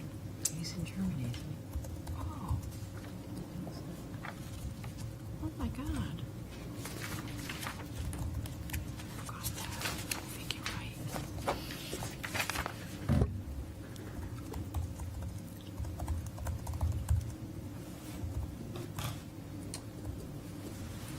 Board meetings shall conclude no later than 10 PM. The meeting may be extended to take up any remaining items on the agenda with the majority vote of the board. If the meeting is adjourned, remaining items will be carried over to the next meeting agenda. Any discussion?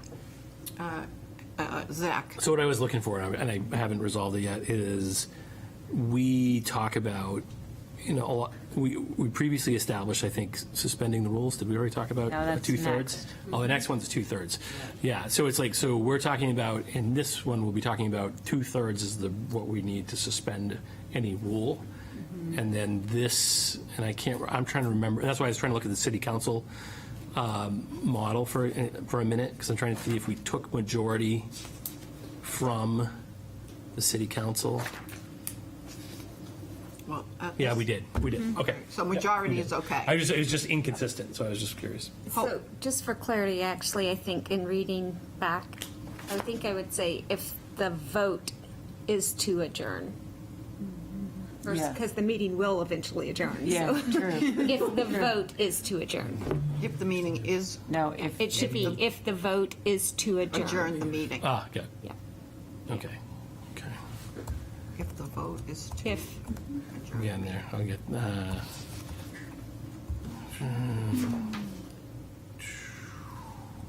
if the vote, if the vote. yeah, sorry. No, this is, To when you take on typing duties, you got to accept this. remaining items will be carried All over. right, if the vote is to next- adjourn, remaining Okay. items will be carried over the next. Okay. Yeah. Any other comments? All those in favor of Rule 24? Any opposed? Okay, thank you, everybody. 25, suspension of rules. No standing rule or order of the board shall be suspended unless two-thirds majority of the members of the board present shall consent thereto for a specific purpose, nor shall any rule or order be repealed or amended without 1 week's notice being given of the motion therefore, or unless a two-thirds majority of the board shall concur within. What the heck is that saying? All right. Why don't we have a motion to approve number 25? So moved. Margot, second. Pip. Okay. Discussion.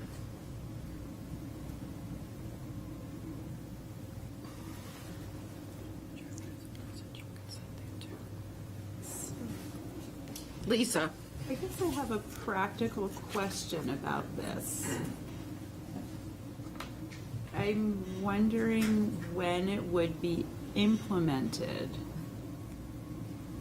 And is there any time parameters that we want to put around that? Right, because I can envision a lot of situations where we're in the middle of a discussion and a decision is made to move things along, or a decision is made to, you know, get to the vote, and then we're then sidetracked by discussing whether we're going to suspend the rules to do something else.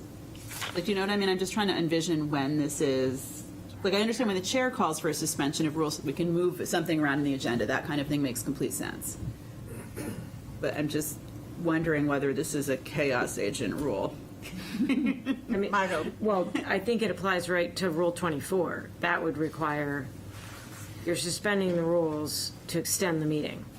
Well, if we have a rule to extend the meeting, so we're following the rules if we follow that, right? That's where I'm sort of. Hope. I'm a what do you little think? confused about without 1 week's notice being given. Who am I giving notice to? I mean, what? Here's my best translation. So my best translation, the first part I think we all understand, right? So no Yes. standing, so we're here, we're in the midst of something, any of the different rules that we've passed over the course of the last couple of evenings, we could say for in a moment, in a particular meeting, you could say, I move that we suspend the rule on, I'm trying to think of an example. Moving something up on the Yes, agenda. Well, they're moving up the agenda, Yes, because you our just rule did is that. our rule is we have a certain order. So I move that we suspend the rules, and we move Nathan's report up to whatever. And then there's a second, and then there's a potential two-thirds vote to say, yes, we're going to do that, we're going to move it up. But it was only, the suspension of the rules was not, we're blowing up that rule from here to eternity. It is for this moment with a specific purpose, which is, so you're saying, I want to suspend the rules specifically right now to do this one thing. Okay. If you wanted to more indefinitely change the rules, blow up the rules. If you wanted to more indefinitely alter the rules or eliminate a rule, then the idea would be you are giving notice, I think, to the community that you are changing your rules henceforth, and therefore you're going to. So you'd basically be warning it like you'd warn any other public thing, so that your constituents have the ability to know you are changing the rules by which you operate long term. Well, then I'm still So- confused. We have 10 days for meeting, well, what's our rule for meeting notice? 10. Have the agenda is Post. 10 days, so then it won't be in That's the for agenda agenda? request. Okay. So For meeting notice, I'm going back, I think We we want said this to be 7 consistent with an days. agenda request, I'm assuming, because it would have to be properly noticed if we were going to permanently change a rule. Well, I'm thinking, sorry. Go ahead. I'm thinking when city council changes when public comment is. They do this. They note it. Oh, no, of course. Right? Isn't that, but they During the note it, meeting. but they note it going up to that meeting, that they're having a massive suspension for that whole meeting. And they note it a week before. That's how I'm envisioning it, but I don't, to your point, it doesn't cover everything, so. Hope. So I'm just trying to get clarification, Zach. So since you seem I'll to do my have best. somewhat of a handle on it. So What's a good appropriate last meeting, we made a, I think it was a motion. I'm not even sure what it was. I have to go back and look Okay, at that. cool, yeah. But we made a change to the Pledge of Allegiance that now we have on our document. It's participation optional, right? So if this rule would have been in place, we wouldn't have been able to do that in real time. In that meeting, that person would have had to come, well, the person was Lisa. I'm not talking you out, but like something like, I'm just using that as an example because it's the most recent thing I can think of we've changed. So let's say, So would would that be an example of that would have had to go out a week ahead of time to the public prior to that meeting, or? that's my read. If you were going Oh, to change okay. your, again, let's think of it as like your forever rule, not the one-off change. If you're going to change it, and the easiest one to talk about, because we do have now this set agenda order and includes the listing of Pledge of Allegiance. If you were going to change that henceforth, then I think you need to warn the public. In this, they're saying, get at least a week's notice that we plan to consider the changing of this rule. But in any particular moment, for a one-off, You could just two-thirds do of the board it. can say, you know what, for this one situation, let's do it.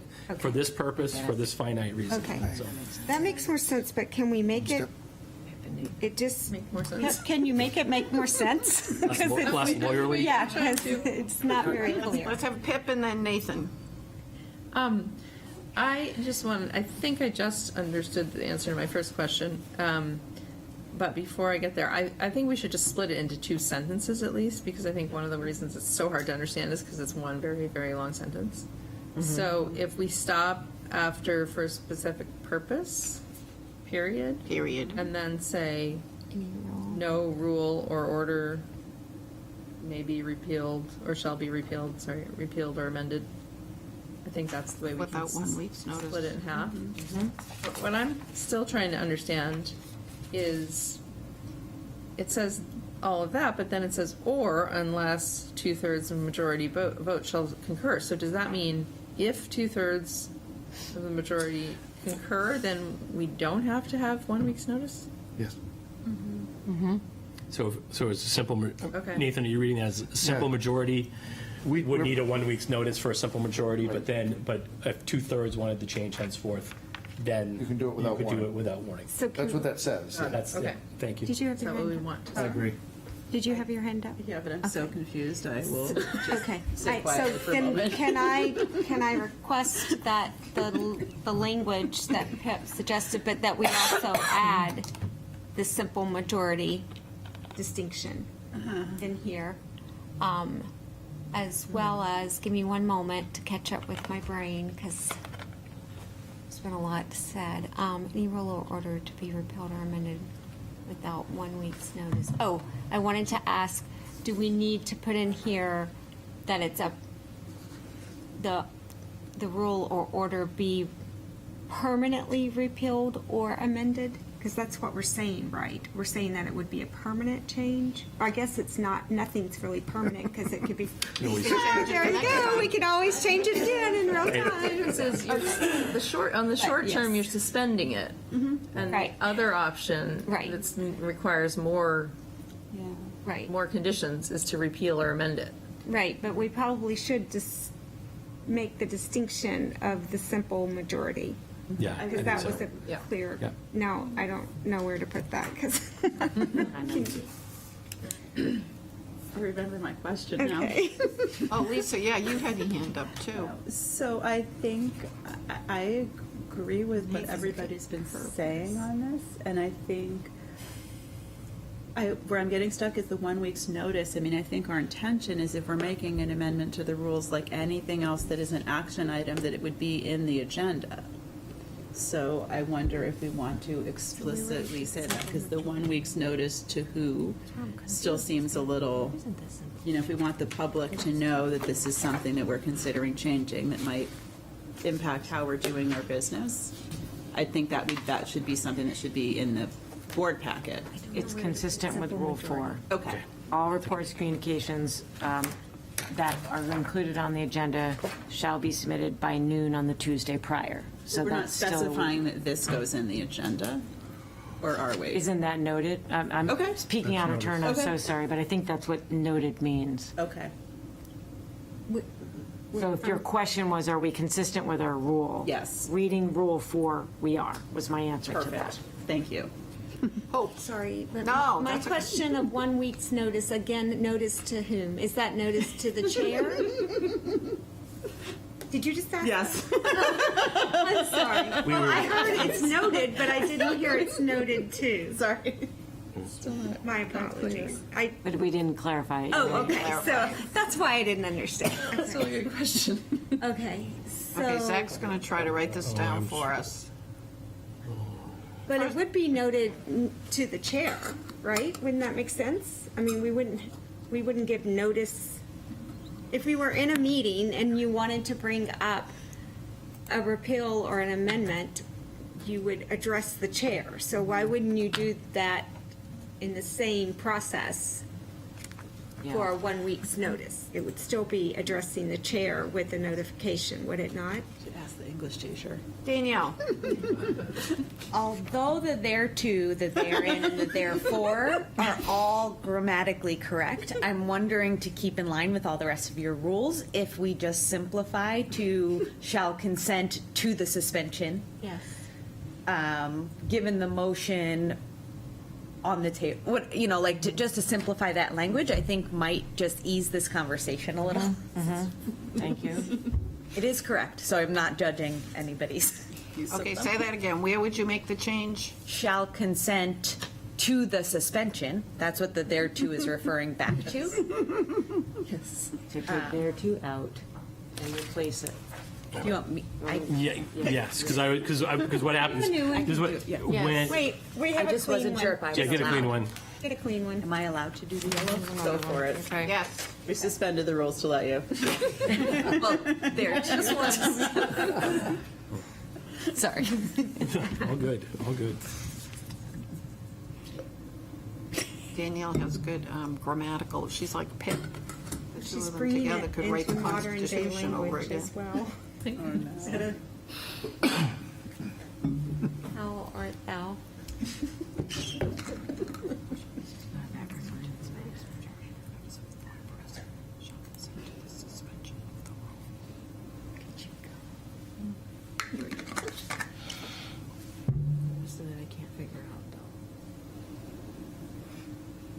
I think we need to take off of the rule and just end with suspension, because it also applies to orders.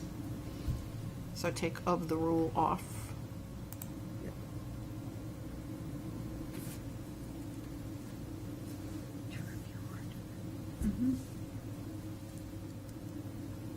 And then you had said PEP.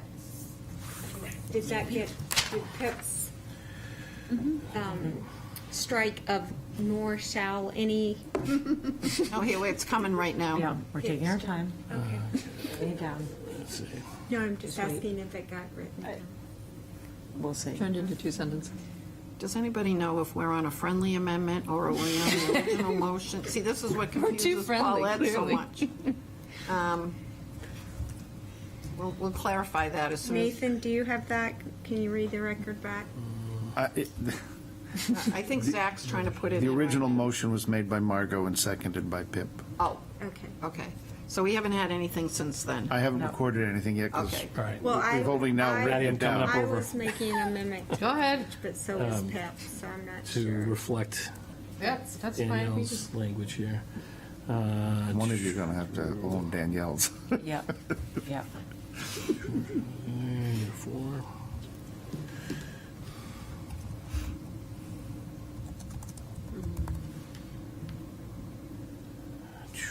Okay. Stays, and then we lose therein. Well, is that it, Danielle? Maybe. I know it's a lot of crossouts and whatnot. Yeah. Okay. Okay. So we just need to address the beginning of that sentence, though, I think, Yeah. and say no rule or order shall be repealed. Or amended without 1 week's notice being given of the motion to repeal. It's still said as one sentence because he's got a semicolon up there. Oh, I see, you're right, okay. Because I didn't put that in. No, it's right, it's right. You want to,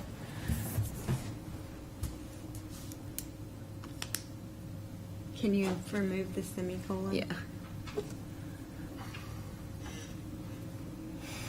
I am in agreement with these friendly So, modifications or No. order shall be as repealed. the first. You are the Maybe, seconder.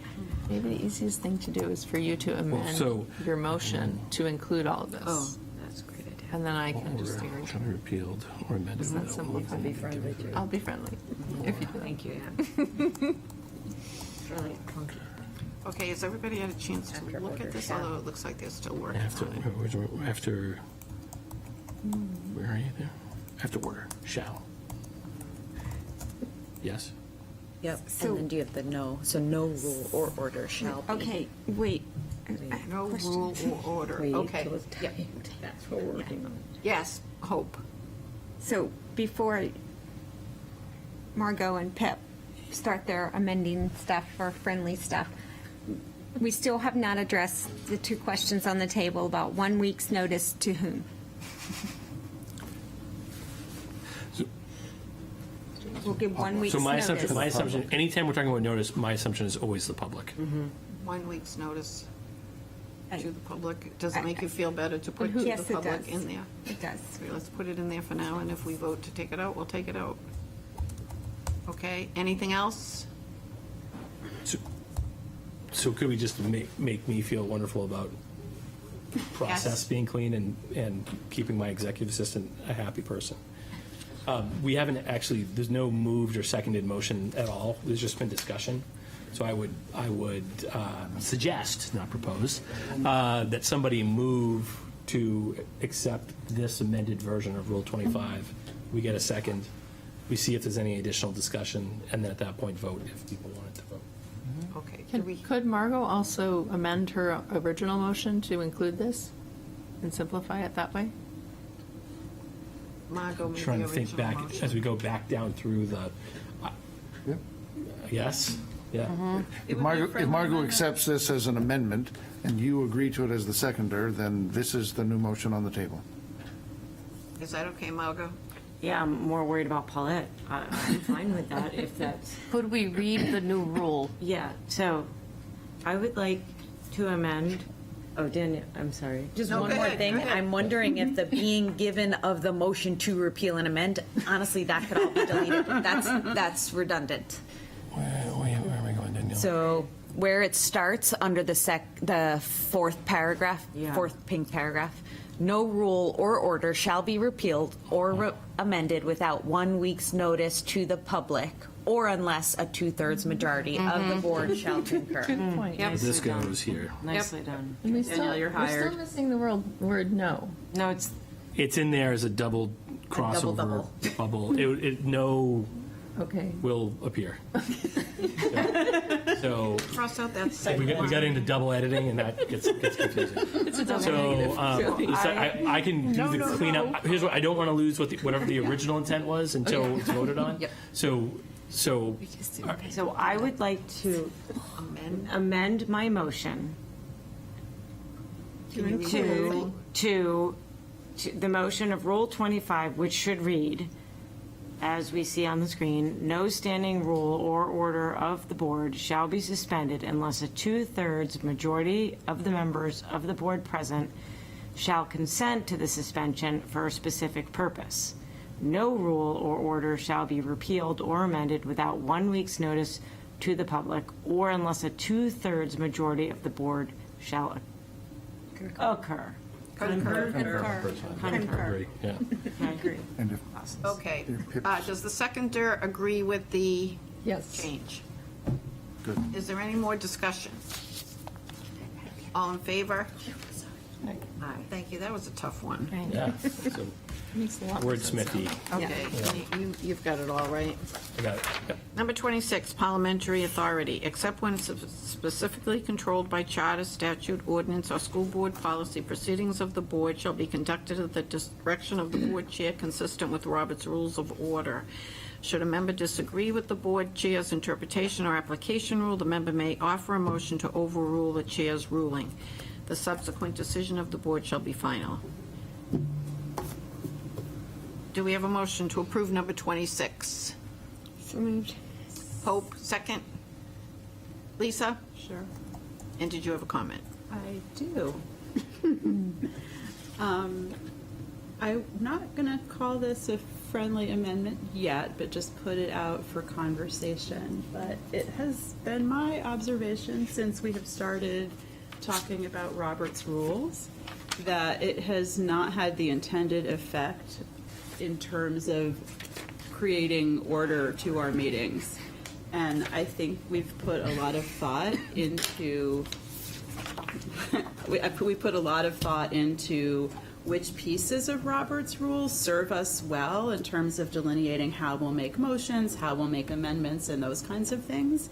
But I don't think that it's going to be long-term productive for our board to open up the vast Pandora's box of the massive legal manual that none of us have read. And it's been my observation that we've had a huge number of requests for rehashing various obscure aspects of Robert's rules in a way that I just don't think serves us well and doesn't create a dialogue. So if people are open to a friendly amendment, I would like to delete the words consistent with Robert's Rules of Order from the first sentence of this motion. And I wrote it down. Thank you. Okay, that's a friendly Well, it amendment. depends on whether Hope feels that We that's don't need a second for a friendly amendment. Let's have some discussion. Hope. I have a question on that. So I am in agreement with Lisa of striking consistent with Robert's Rules of Order, but I just have the question, do we need to just replace it with consistent with our board rules?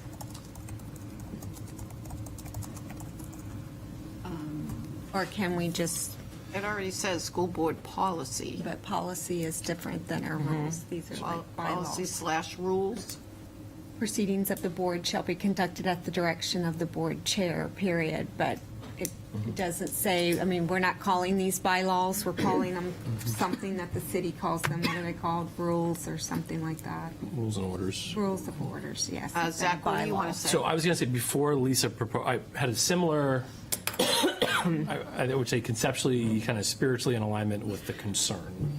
And then in my head, I was like, oh, charter, statute, we have, ordinance here is really a city term.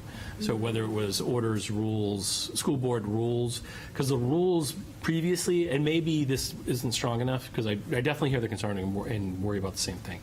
Our rules previously limit the utilization of Robert's rules to the table that you had put in front of you. So we went from the mega book down to this is it. This is as a board. We're saying these are the motions that are in play. These are the pieces of Robert's rules which you're utilizing to help direct kind of our conversation. But the whole thing is not there. So I would, in my head, I wasn't thinking strike, but I was have previous rules or however it wasn't there, because those are what's going to limit what aspects of Robert's rules we're talking about. But So I hear what you're saying too, so they could work too. Okay. Hope. Well, Pip hasn't Oh, Pip, spoken Hope, first, and then Pip. I'll go. I just wanted to say that I would support the Hope's recommendation to replace it with consistent with the rules of the board. I'd be happy to withdraw that and amend it and hand it back to you. So you're changing the friendly amendment to consistent with school board rules. So the First friendly sentence amendment replace. has been changed. Yes, so it would be to replace the words consistent with Robert's Rules of Order to instead say consistent with school board rules. Is that what specifically these are called? Is that, we're calling them school, what's the exact The title? title, Formal title. TBD. is it? I don't know. At one point, Rules and orders of the Portsmouth School Board, yeah. Okay, It's an order. So we probably maybe use the same language just to mirror it. Okay, so rules, it's called Rules and Orders of the Nathan Portsmouth. has helpfully put it Thank right you. there so I can write it. Oh, Nathan. Thank you're you. going to put that in there? Oh, okay, you're waiting for the piece of paper, okay. And I give it back to you. Here it comes. Okay. Okay, the second sentence. Oh, it is still consistent with. Yeah. Yeah, it's consistent with, but it's just rules and orders of Portsmouth School Board. Okay, so that's a friendly amendment. Oops. I Sorry. approve that friendly amendment of striking And Lisa all was the notion second. of Robert's Rules Yeah. of Order and replacing it with consistent with the rules and operation of the Portsmouth School Board. Rules, yeah. Okay, any other discussion? I have one other question, Yes. Nancy, which is along the same lines, but I don't feel like I'm on solid ground to make a definite change. But are we clear on what, state, I'm just wondering about this charter, statute, ordinance pieces, if our intention is to follow these rules that we've laid out for ourselves? I know the city does it that way, but I'm just wondering if that's also something that's going to open up a lot of debate over arcane RSA in the middle of school board meetings. Zach? So I would strike ordinance because it really speaks to city stuff that doesn't relate to us, but there is limited charter language that applies to the school board, and we can't break the charter. Okay. Statute, I mean, we can't break the law, but I hear, I don't know, even with this arcane law, we get into a situation where we would have, I don't think we should break the law. So it's like, here are these legal frameworks, the charter, the statute, strike ordinance, keep school board policy, and then you have the rules. So you would take out ordinance? Yeah, I guess so. I think my intention is just to remove debates about arcane matters of like laws none of Totally us hear have that. read in the middle of the board meetings. Appreciate that.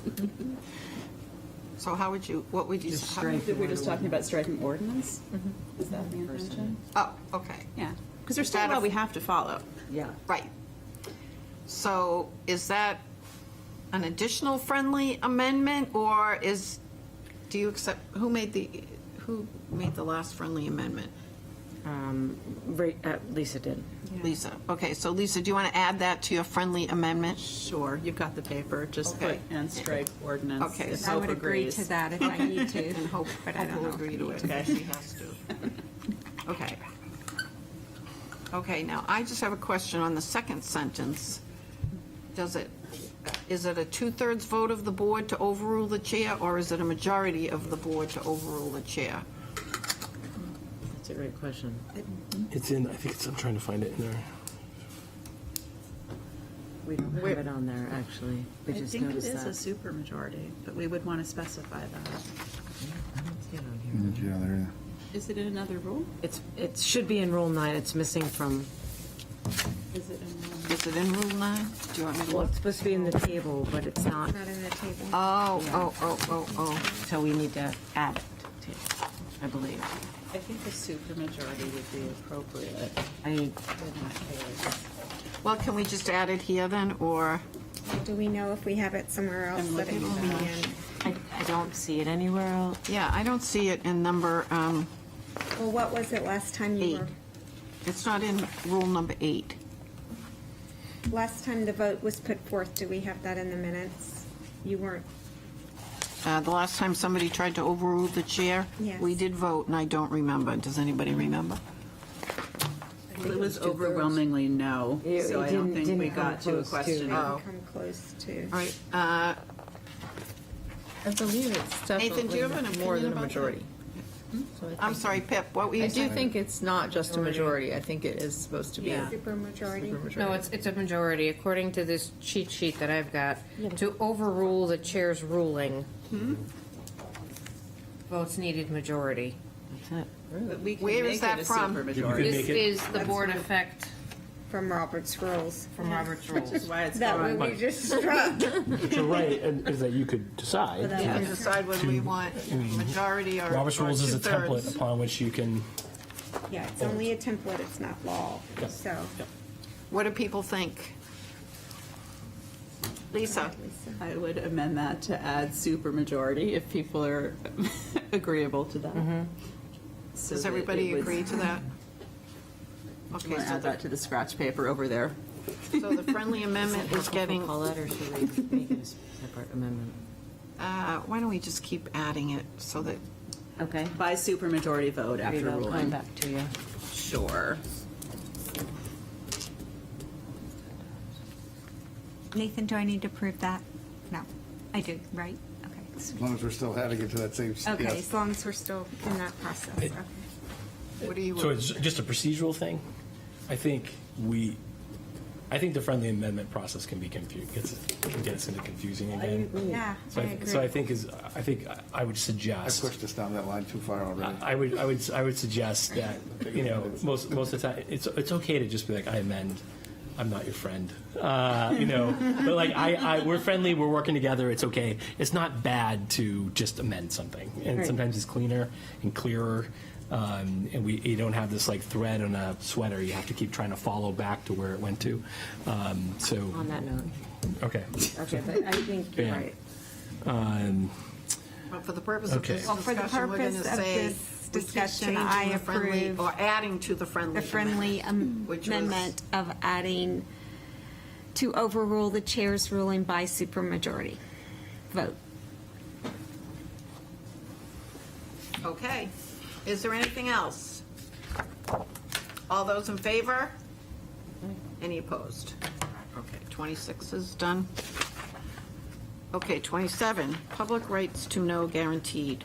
All related agenda exclusive of emails, all memos, reports, and other information provided for an agenda item shall be included with the agenda packet of a board meeting and made publicly available by 5 p.m. on Friday prior to each board meeting, or if sent separately to individual board members, shall be made publicly available in the office of the superintendent, except under the rule are these documents that would not be deemed public records under the New Hampshire Right to Know law or personal communications. In addition to the foregoing, a summary of emails that are received by the board shall be included on the agenda and become part of the public record. The originals shall be available for inspection in the office of the superintendent. Any public comment received by email subject to this rule shall be updated after the board agenda packet is released and prior to noontime on the day of the board meeting to which the packet is addressed. Do we have a motion to approve number 27? So moved. Margot, Ann. Any discussion?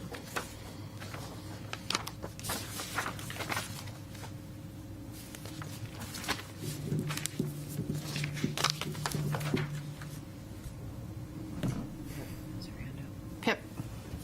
I was just a little confused by the last sentence of this rule. So,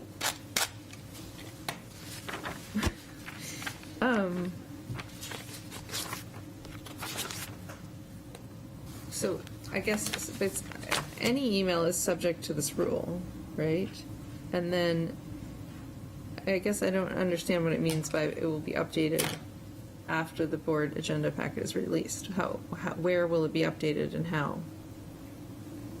If the packet has already been printed. Margot? I think that's referring to when someone wants to make a public comment but can't be present at the meeting, and they submit their public comment as an email. Any public Okay. comment I received by see. email. So it just that, it's part of, you have to receive it before the meeting, like, so it's part of the public comment. You're receiving it sort of in the same time frame as you would receive normal public comment. They just can't be present.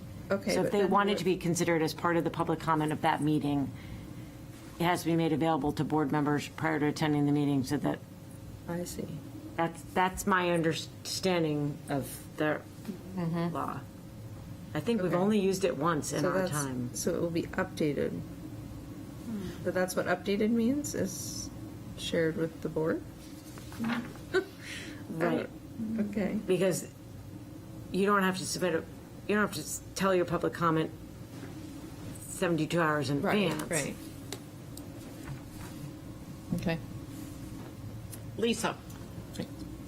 So I might be overthinking that sentence, but I was confused by it too. And I just wondered, how did that play with our other intention, which is not necessarily to name students or educators in packet materials? Because I think we've moved away from that to remove that. And then if somebody sends something in under that last sentence where they say, I've named my kid, I've named my kid's teacher, and I have the following list of grievances to share, then are we saying it's automatically public record?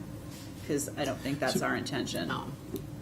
So I think part of what's going on in the first sentence or two there in the second paragraph is that in law, whatever's sent is public record.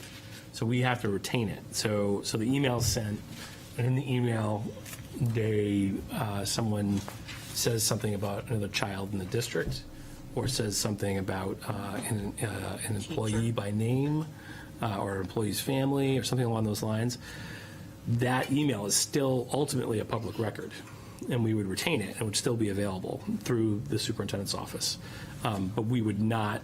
What we do now is we would not publish it in our packet for the public. And it wouldn't change what you would report at the meeting. I don't see this as in conflict with what our practice. So. Hope. So, like Pip, I do still have some confusion around any public comment received by email subject to this rule shall be updated after the board agenda packet is released and prior to noontime on the day. So does that mean that if my email comes into the board after the 5 p.m. on Friday, it will still be included and it will be updated into the packet prior to noontime on the day of the board meeting? Yes. That's how I'm reading that, but I'm also seeing heads shake. I mean, it's not a practice we've had to do, so I don't know. And this is language taken from city council, and this is a sentence I can't speak to what that So looks then like. I would So ask, what do we want our process and that's a good way policy to approach it. I've seen this in other districts, and that's how it's handled. If people can't make public comment, and this happened a lot during the COVID times, they would send the email in as public comment. It would become part of the record. It would be reported out to the public on, and we had 3 emails for public comment about X, or we had 2 emails for public comment about Y. And that was the way it was left. It wasn't that the statement was read. It was, we had public comments about masking, use of Lysol, coming back to whatever it was. And it was just a summary, but it was treated as part of the record. The record was kept in the office. It was shared for right to know. Hope. Okay, but I'm sorry, I'm still a little unclear, because that doesn't, for me, that doesn't answer. If Paulette receives information after 5 p.m. on Friday, is she to be expected to update our board packets prior to noontime on the day of the board meeting? Or is the superintendent hand walking with his report an update of, here's my report, and just a note on communications, we received X, Y, Z after the deadline to make that public knowledge? So let me say 2 things. First, when I said I don't think that this conflicts with our existing stuff, that's through the second sentence. So I think the holding stuff in central office where it's available for people, or holding a digital record of what the emails were, and the summary of stuff, that doesn't. I'm still trying to translate the last sentence and what that means. And I think Hope ultimately goes back to what you said, which is, well, what do we really want it to be, not what do we think the city intended in its language. So I think that's what really the discussion should be. Lisa. Yeah, I think what I like the idea of is if something does bubble up over the weekend and we hear from a certain number of people about something, that it should be possible to have that at least reflected in the superintendent's memo or just to be a hand carry, because I think that makes sense.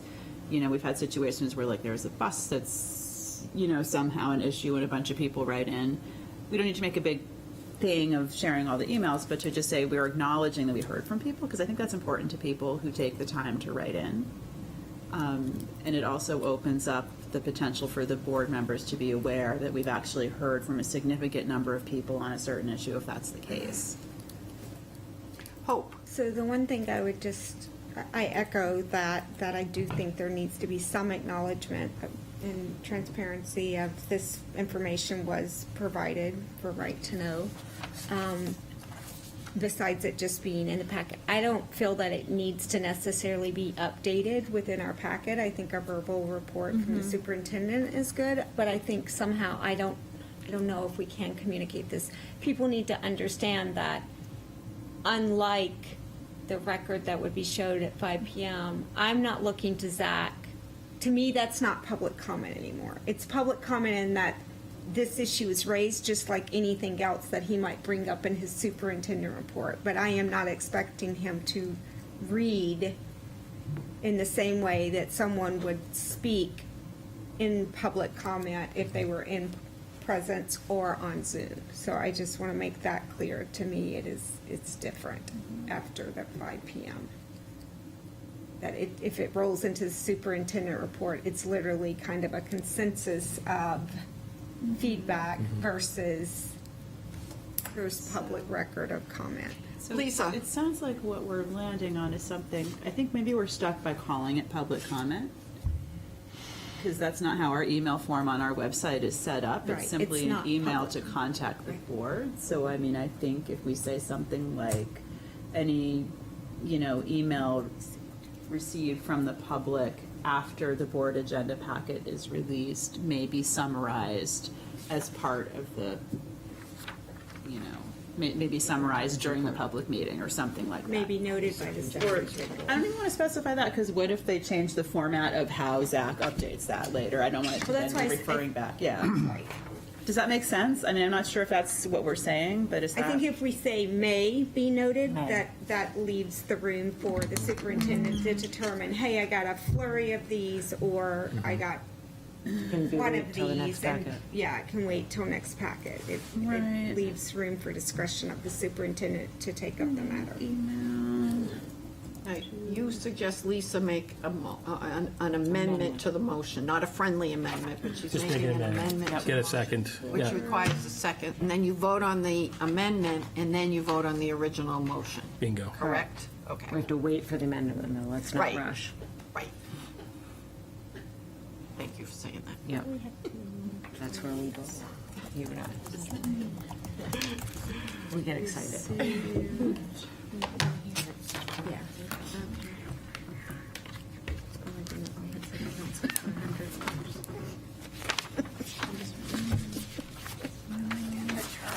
The school board. I know it. Exactly.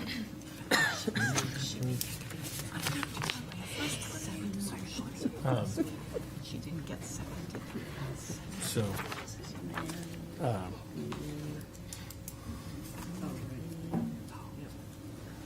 Thank you. Nothing I said was in the public record. All right, so I'm using copy editing notes, which I know you'll all love, but my intention is to strike the beginning of that and say any email received after the board agenda packet is released and prior to noon time on the day of the board meeting may be summarized at the meeting.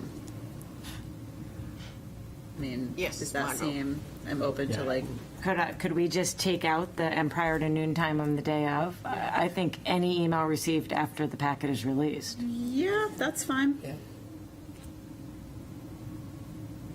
And can I just say, what if it's not an email? What if it's somebody calls the office? Any correspondence? Communication. Any communication? We can do that. Correspondence. No. so we don't, But we don't usually Just so you know, summarize phone we don't calls. do a summary of, here's the phone calls we got in the last 2 weeks. That would be fun. Again, I'd like to retain Paulette. But yeah, so. Email is better. I mean, email is what we do. Actually, yeah, I think now. keeping email. Consistent with the, Okay. All right, that's really legible now, Nathan. read it, Nancy. Let's see. Any email received after the board agenda packet, any email received after the board agenda packet is released may be summarized at the meeting. Okay.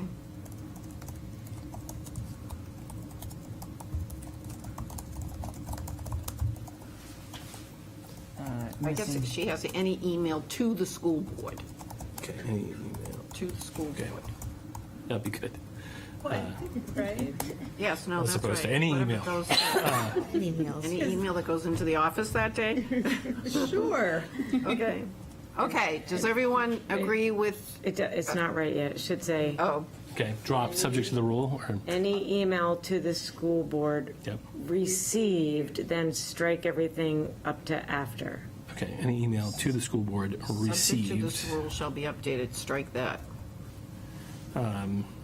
may be summarized. Is that what it is? I'm sorry. May be summarized. Take out subject to this rule shall be updated, yep, Yep, now, After after the- the board agenda package. maybe summarize the summarized meeting. at the meeting. Okay, got it. Yeah. Yep. Okay. Now, that is an amendment. Who made the motion for that amendment? Lisa, and who seconded I'll it? second it. Margot. Okay. Is there any other discussion on the amendment, the amended motion? Okay, let's vote on the amended motion. All those in favor? Any opposed? On the amendment, on the On the amendment, amended, on the amendment. on the Right. amendment.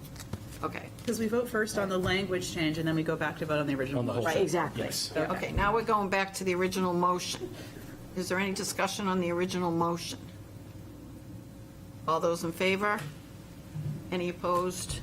Okay, number 27 29. is done. 28. 28, sorry. 27 is done, Tuesday. 27 is 27 is done. 27 is done. 28 is public comment. Okay, now I had it, okay.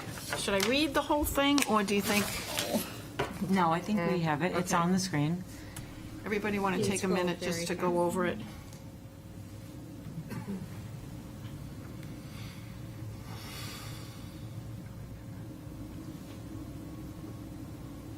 Okay, the new sentence, the playing of music videos or recordings is new.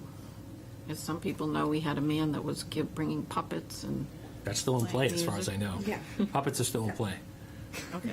Yeah, they did not ban the puppets, No, they banned the music and the videos. but the puppets can't Okay. speak. Okay, let's pay attention to school board members may not participate in public comment. Any member who violates this rule must recuse themselves from all discussions and votes related to the matters they address during public comment. Okay, do we have a motion Can to? you scroll the screen up Yeah, just so sorry, my public apologies. can Go see ahead. that? Okay. Yeah, down to the bottom here.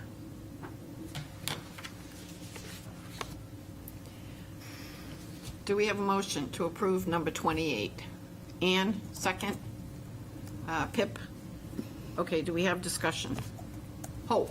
So unlike the city council, I actually would like to add the playing of music videos, puppetry, or the recordings of others is prohibited. Okay, While they may allow that, You I, need to amend. okay, can you write that down? yes. I mean, maybe the language might also be better just to say, or any other display versus just a verbal comment. Okay. Write it how you want. Where is it in this thing? Oh, there it is. While she's writing that, one time I wrote a song. This is and what I was gonna say. Did it as public comment. They were building the Foundry Garage, and there were people that were for it and people were against it. And I wrote a song to Take Me Out to the Ball Game, Take me out to Portsmouth, take me out to downtown. I want to dance and dine and drink, but I don't have a place to park. And I went on. It was like 3 minutes. Doesn't really rhyme at the end. I got a standing ovation, So, okay. and I can't sing, so that was Nancy, really- you'll enjoy my story as well, which is when I was in the 5th grade at Little Harbor, we were getting moved to the middle school as 6th graders, and we came and presented a song to the school board as well in opposition to that. It wasn't long, it was well done, correct? And it was. Although this says you can't play music, it doesn't say you can't sing. Well, that's true, as long as we can sing. Not in violation. Acapella only. Just a little sidebar while Hope is putting her motion together. Are we going to give these all to Paula? Will that help? Or no, you've I got it think in it's a there. record. that Okay, so I that's think we're going to good. be in good shape. Okay, I don't know if you can see if that makes sense. So it should read, the playing of music, videos, puppetry, Got it.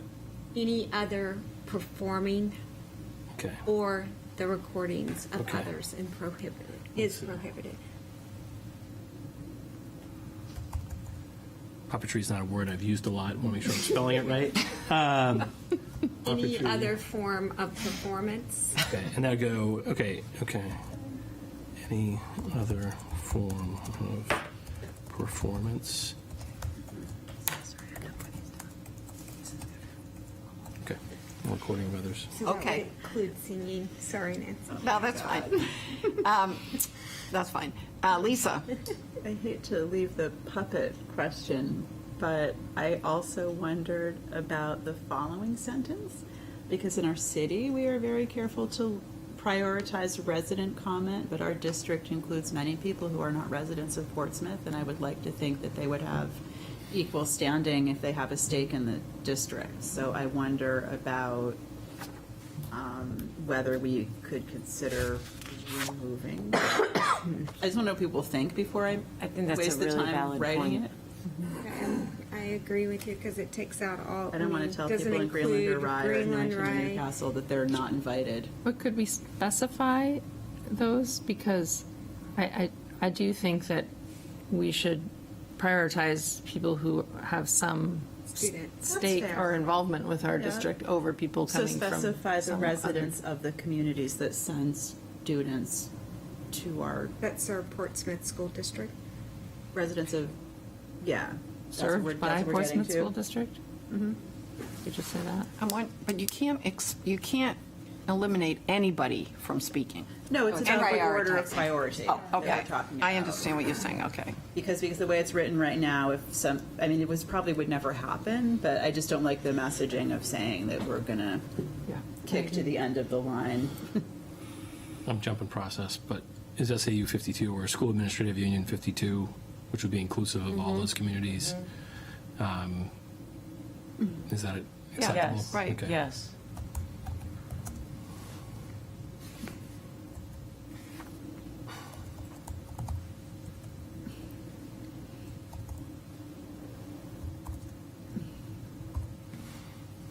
Unit. This unit? Yep. Sorry. That's right. Out-of-state guy still looking out-of-statey. So we would say 50 or 52, is that what we're saying? 52 includes 50 when they're. It does include 50, but when, I'm just thinking again, like, when we asked for feedback, we got a lot of feedback from, a lot of people from SAU 50 think of themselves as SAU 50. They don't think of themselves as SAU 52. So I think if you're an SAU 50 person reading that, you might feel excluded. That's easy to say Could 50 we, and 50. could we, Right, yeah. could we just change it to, of communities served by Portsmouth School District? Yeah. See, I don't think putting that with taxpayers makes sense. Because No? it's not about taxpayers, it's about including like a The student or. residents, it should go closer to residents. Residents of And how about just members of the SAU 52 and 50 community or something like that? Taxpayers, comma, and members of the SAU 52 and 50 communities. I wouldn't object to that idea. I think that does it. Comma, take out and.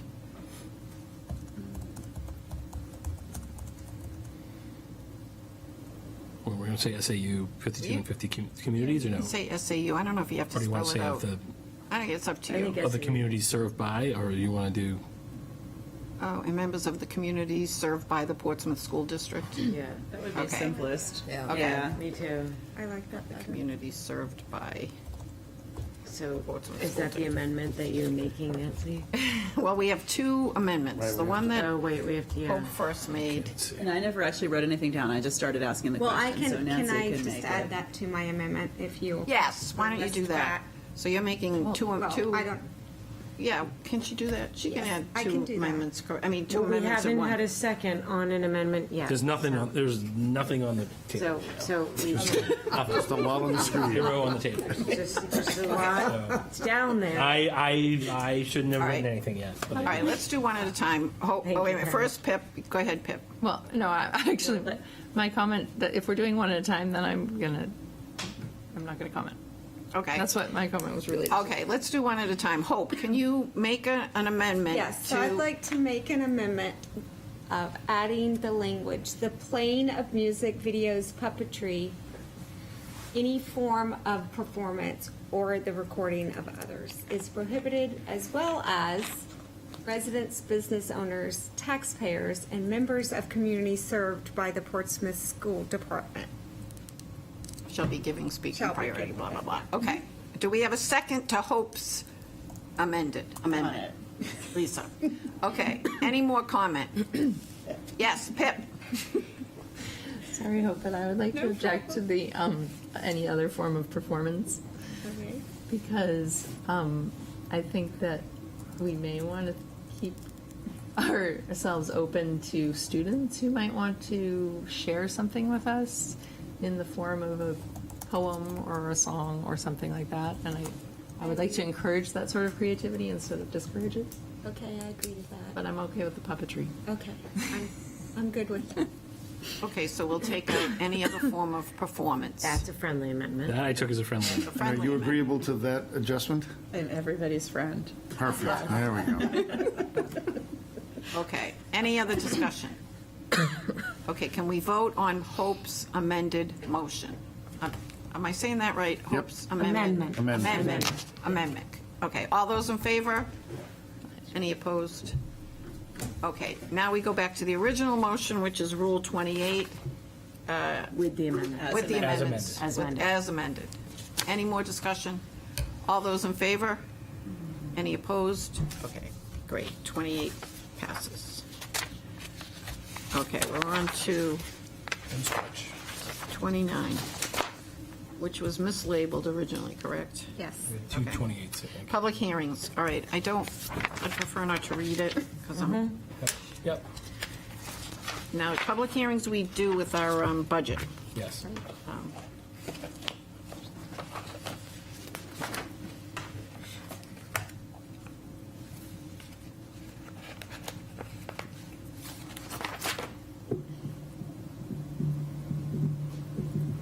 Okay, do we have a motion to approve 28, 29? So moved. We have a second. Ann? Any discussion? Lisa? One grammatical suggestion, in B, I think in that second sentence, we might want to say any speaker not in compliance may be ruled out of order. Because we have situations where we're bringing in people from our district to do a presentation. And I don't necessarily want to just throw the gavel at them if they're slightly over. I mean, there might be times when we want to remind them of time constraints, but I feel like that just gives the chair the flexibility instead of saying that that's an automatic gavel out of order. I think that's just a grammar fix, but if we need, I don't know. Or what do you think as chair, Nancy? I mean, I'm. Well, I think you're supposed to speak to what the public hearing is for. So if somebody gets up and starts speaking about, I don't know, Halloween parties in the elementary school, they should immediately be ruled out of order. Yeah, I agree with you on that. I'm thinking more if Phil Davis is here talking about something at the middle school and then mentions something that wasn't specifically, we might have a broad. But that would not be in the public hearing. Okay. He would be Then making. never mind. All right. And Maybe I'm think in our misunderstanding the practice, wording. I think in our practice, it would be like, so we have a board budget hearing. The budget hearing that evening would include Portsmouth Middle School budget needs, starring Phil Davis, from blank blank time to blank blank time, and then the public knows this is when it's going to happen. That's that's the intent. Fair. And so I think that we don't use it. That this is a mechanism. I would say even the city council. I was thinking the city council uses this a lot. They don't a lot, but they do use it. They definitely use it during budget season. They've done it on a couple other projects, but it's not one that they use regularly either. And for us, it's just the budget season where we do it. Any other comments to Rule 29? Ready to vote? All those in favor? Any opposed? Okay, we're on the last one. The consent agenda. All right.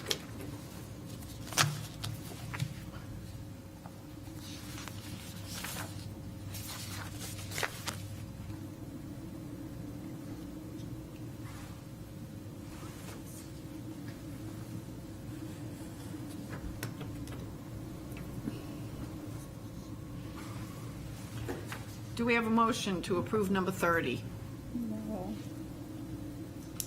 We don't want to approve number 30? Moved. I don't understand it. Second. I was going to say the same thing. Okay, Hope is first and Pip is second. So I'm Okay. going to translate. So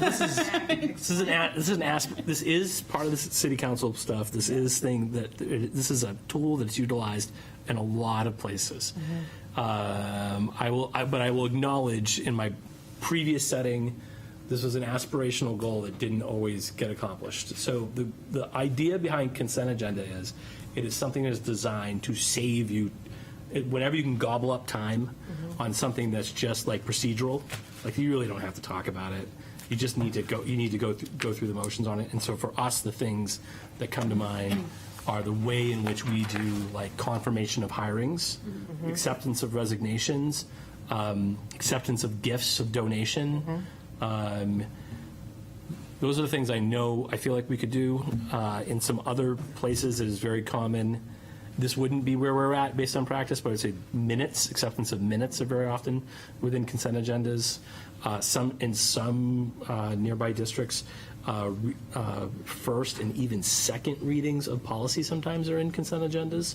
But those are, it depends. But basically the idea is it is something that allows you to create an item on the agenda in the eyes of the chair that's like, we don't really need to spend any time on this. Everybody, if it's in the packet, you got all the information, it's all backed up.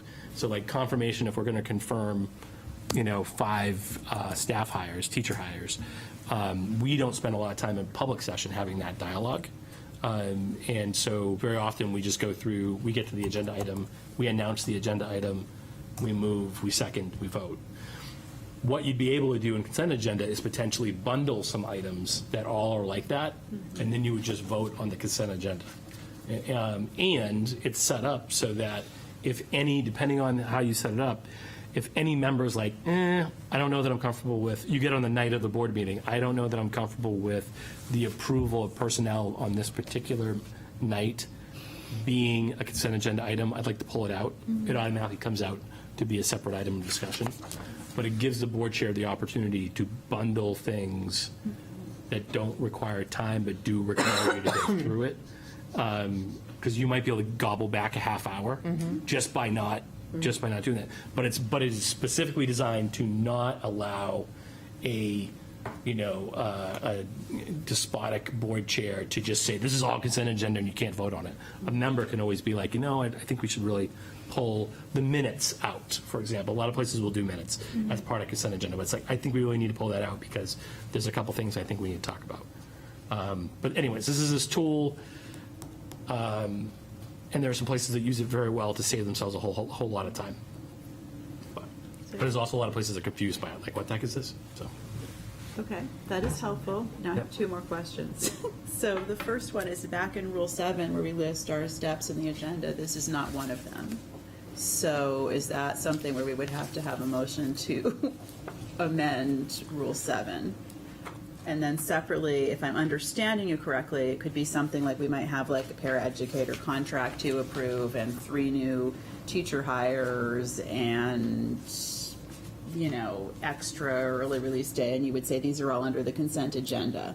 And we can either just say as a batch, yes or no, or we could pull something out if I want to discuss just the Science teacher teacher. hire or something, I don't know. Yep. Is that, I just want to, okay. Yes, Okay, that's- so I understand you. Yep. And then my Yep. question is then, if we are going to approve this, do we have to change 7? I think it would make sense to, so, and I'll be honest, 30 was a late, so we, in our group that was editing this, this was, and we talked about it, this was a Zach's late ad, Not a hand living the carry. dream, that this would be, it wasn't something we originally included, so we didn't include it in how we set up the stuff in 7. Yes. And so so you would pick a spot in 7 for consent agendas to live, if they're going to live. The city council actually does this towards the tail end of their agenda. Most places I've seen, it's very early in the agenda. It's like right towards the front. You're like right into, it might even be the first thing you do.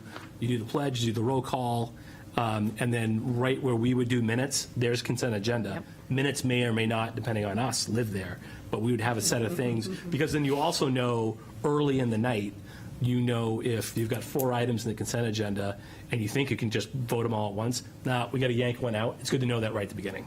And then, okay, we're going to reposition this now into new business, or we're going to do whatever. Anyway, so but I think you're right. It would be smart if you to accept this to go back and just adjust 7 to put consent agenda somewhere in the standard order of business. So. Danielle?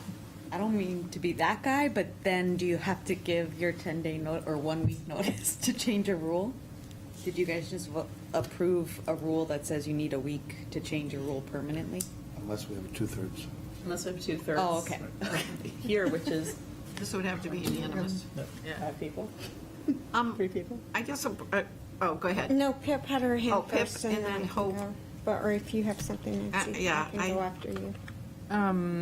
I actually think what Danielle said was what I was going to bring up, but then I remembered that I guess we can do it with 2/3, right? If all of us agree. Oh, So I just want to make sure that I am clear on a few things. One, it is the board chair, the superintendent, and the EA that decides what will be consent agenda. And that can change each meeting of what that consists of, correct? That's right. And then how we're playing by the rules that Yep. you're crafting Yep. around, Yep. because I know it can be different for different boards. And then regarding the consent agenda, I want to make sure I understand the process. So you're saying, you're proposing the rules be that if something is in the consent agenda, the process would be Hope could just raise her hand and say, Madam Chair, I am not in agreement with X being in the consent agenda. I would like that pulled out and discussed for this evening. And that does not have to go to a vote. It's just a simple request of a board member that is approved. So I've seen it go 2 ways to answer your question. One is to have some, I've been in places where it's just the one. And for the most part, that usually works, because it's really, the board chair is not trying to power grab anything or sneak anything. It's like, let's just all say, we all agree. Because if the board chair is going to bring this forward and you have any one person can pull it out, the board chair wants to be thoughtful about, like, I don't want to have to constantly be pulling something out of the consent agenda that I put into it, because I don't want to look like I'm not allowing open debate, that type of thing. So I've seen that, and then I've seen places where there's some, it's like, well, a majority needs to pull it out. But most of the time, I've seen it as one. Because the idea is, it's not a power move, it's a, let's save ourselves time. And the board chair is trying to save us time. And if people disagree, then just. I understand it's not a power move. Yep. Yep. I also understand that it depends on the chair that you have. Absolutely. All of these depend on who the chair is. So Yeah. I am trying to protect the board Totally. and our constituents. I would not agree to policy being in consent of agenda, especially knowing the history of this district. I feel Yeah. like we are just now getting somewhere with policy, Yeah. and that it is still somewhat an area that needs to be discussed. So I would be pulling out policy, but I won't be here, so you won't have to worry about that. So I guess to me, it depends on how that's worded. I would want to see a board member have the right to do that, because while I think it can be time efficient, I think it also can be abused. Absolutely. I mean, I'll just give you some other examples of stuff. And that's why I said, here are the things I think, based on practice, would be easy for us to do. The acceptance of positions, the acceptance of gifts, the acknowledgement of resignations or retirements. Some of those don't even require action, but we could just lop them in as a thing and vote. But, it's, approval of minutes. We almost always have discussion of minutes, so we probably wouldn't be able to do that. Some places do first reading of policies, but not seconds. Some places do financials. There's a written report that is the financials. Superintendent report can be a consent agenda item. It's a written report, depending on what it is. And then acceptance of, we're talking about having written committee reports. Acceptance of written committee reports can be a consent. Those are all things that other places do in some cases, but it depends on the district and where they are and what are the things they feel like they really got to dive into. Right. But the idea is to limit the stuff you don't really need to do, that's just kind of procedural, and really be able to focus on what's critical. And it might be policy is always going to be critical for us, so we're never going to put it in consent agenda. So. Can I just have a comment? I would like to pull this whole rule out and chuck it. We don't need it. I don't think we need it. I mean, I've been involved for a long time. When I was on the city council, it was used often, but I've never seen it used on the school board. Okay. All right, Pip. That's all right. I was going to say that I appreciate the efficiency of consent agendas, but I do feel like we tend to have discussion about almost everything. So I could see it almost adding more time in some ways, because people are requesting one thing after another get plucked out of it. But I'm not opposed to it, but I would, if we do keep it, I would like to consider what Hope was saying and make sure we identify how items can be pulled from it, because I would not want to have those go to a vote. I would prefer that they would just be requested by one person. Hope. So I do see where Zach is trying to save us time, and our board meetings do go long, and I do think there are some things that can be bundled, so I do appreciate that. I think it needs to be reworked a little bit. If there's not a two-thirds majority to work it tonight, I would like to revisit it, but I would say, like, announcements, I think are a good time to acknowledge retirements. I know you may have just used that as an example, but I think one thing that Portsmouth does pride itself on is community, and I wouldn't want something like that to just be bundled and tossed to the side and not actually taken the time to acknowledge. So I think how it's used should have some sensitivity to it as well. So. Great. Does anybody want to make a motion? We have a motion by Hope and a second by Pip. Lisa? Yeah, I mean, I'm taking in what everybody's saying, but I think that knowing that, for example, we have somebody who will always pull out policy and always pull out the minutes, I feel like we could trust our chair to not add those items to this.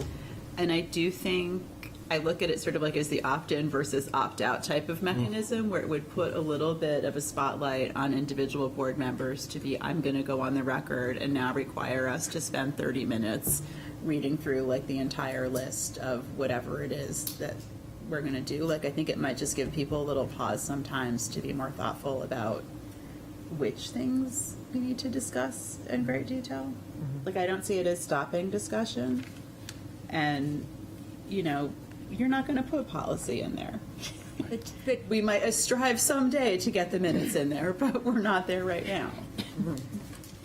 Hope. I just want to note, we cannot set rules based on our current chair. We are setting rules based on rules for the board. And it does not mean that any additional board or new chair can't revisit and amend those rules, but I think we need to be thoughtful about that. We have an election coming up, and this board flips. And so I think we just need to be thoughtful about the language that we're putting in. So I will rescind my motion if I need to, because I don't want it to go forward with this language, because I do think we need something in here about how the process, I would like something in here about the process of pulling information out. Zach and then Danielle.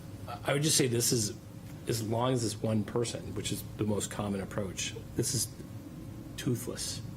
Like I mean, it allows an opportunity to shortcut, but even if you have a totally out of control board chair, now if you have a totally out of control board chair, you should vote your board chair out, first of all, right? So that's like the first thing. But even if you had that, with a one person ability to remove, if I'm a board chair and I'm like, well, I don't think we should have to talk about policy at all, and I keep sticking it in there, I'm just going to get embarrassed every single meeting when someone's like, nope, pull it out. Nope, pull it out. I think it puts a board chair in a really bad spot to consistently be in the spot where it's like, I thought this was something we could just move on from, and consistently, multiple board members are like, nope, we need to talk about that. So I think as long as that one person provision in there, it doesn't really give crazy power to one person. It does give the board collectively through the chair the opportunity to skip stuff that you don't really need to spend a lot of time on. So. I agree with that. Danielle. This one didn't get read aloud, and the things that stood out to me when I read it to myself was all consent agenda items shall identify the action which is anticipated, right? So it's already assuming what it should be anticipated to happen, which then helps each one of you board members in the next line say, any item of business shall be removed from the consent agenda and placed elsewhere on the board agenda for the same meeting at the request of any member of the board. So it's sort of all in there. I agree. I have a suggestion. I think to Hope's point, having clear instructions for how the process would work. I don't necessarily think it would be a bad thing to say any board member may make a motion to pull anything out of the consent agenda which does not require a second. But a Or a motion has vote. to be voted on. No, you can say that it doesn't. I mean, or however you want to Maybe word just it. be but a I mean, you request and not a motion. Well, it has That's what it at the says. request It says of request right now. Not even a motion. I request. and place clear. But no, we have other motions that have no second and no vote. But why do we need a motion? I mean, to. I don't think we to do. her I'm just saying if you didn't think request was clear enough, that could No, I be didn't. an I option. actually, in reading it out loud, I do think that is clear. Oh, then never mind. So, sorry. Yeah. Okay, do we have, I have a motion. Do we want to vote on the motion, or Ann? I was going to agree with you, and I think we ought to just pitch it. Chuck it. Can I just clarify the record?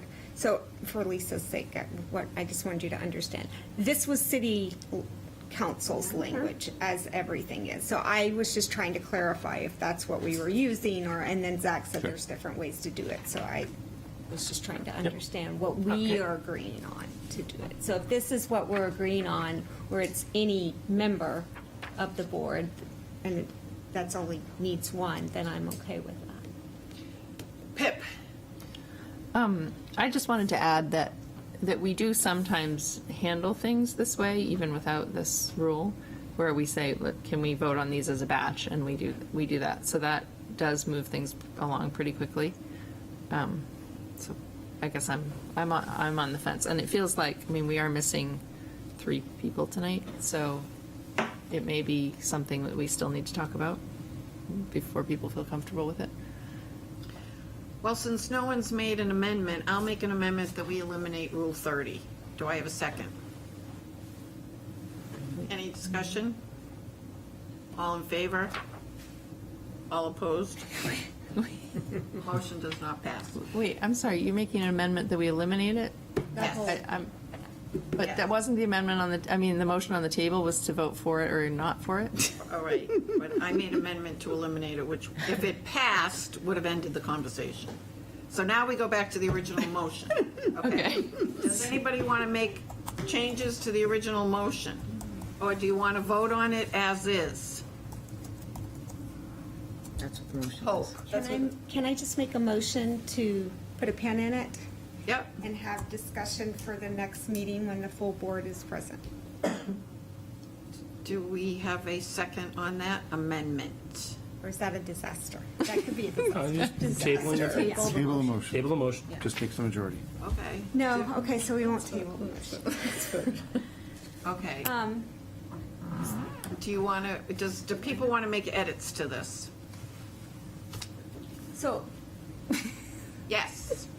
I just want to have a discussion. I just want to ask my colleagues, like, what, because to Pip's point, we do bundle sometimes. This follows along with that. It's just a proactive way of bundling. The difference is, it's not the board's voice of what's bundled.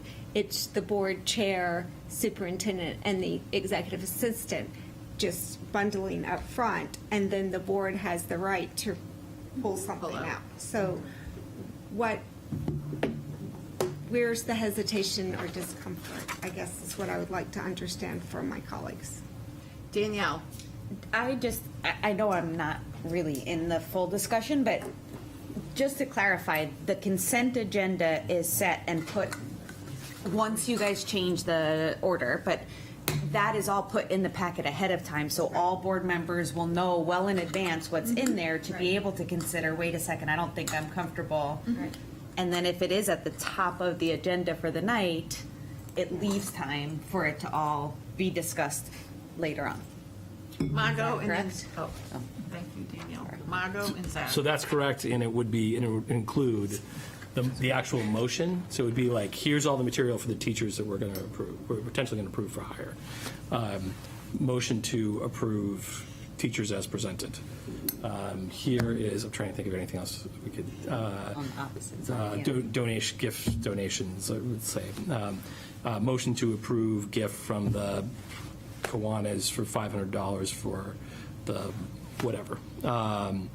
There was those couple of items with the motion built into it with all the supporting material behind it. But it would only be things. Typically, it'd only be things that seem like nobody's going to argue any of this. It's just we just need to formally accept it. Margot?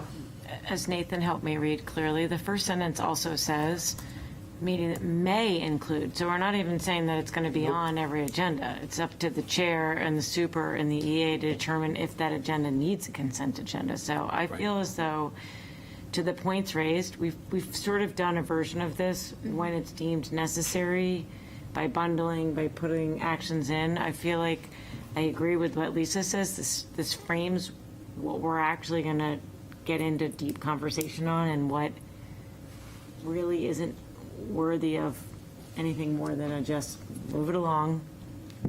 So I would be prepared to vote tonight if we do that. Okay, any more discussion?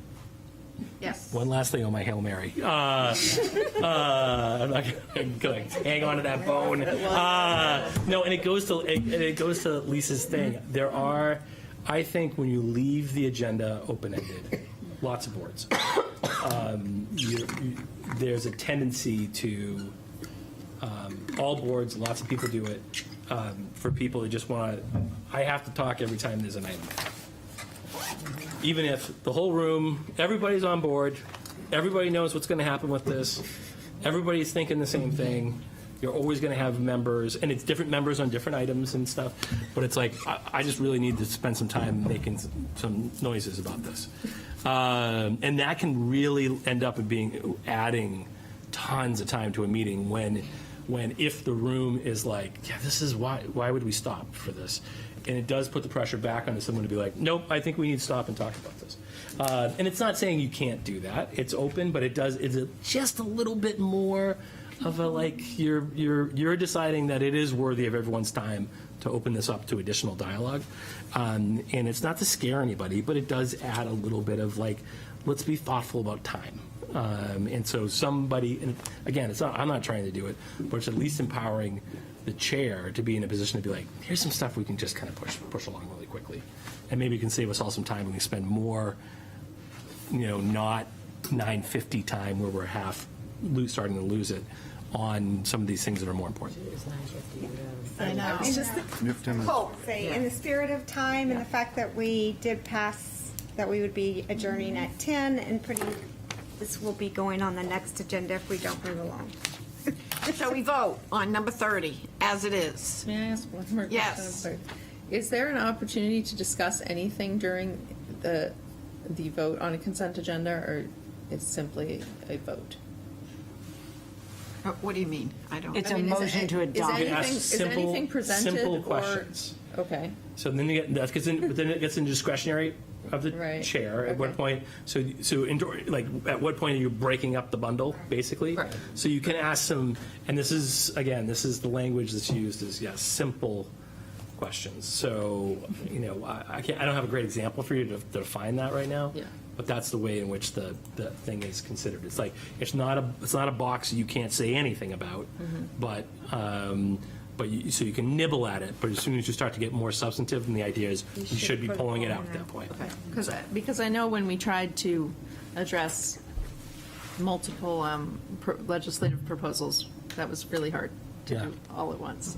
This would have been great for that.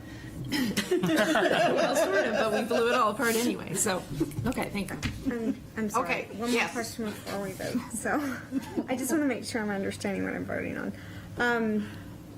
So two things. In the spirit of that, it could mean that someone could pull out a superintendent report one week and ask detailed questions, and the next month they might be like, oh, I don't have any questions about this, and it's buried in, right?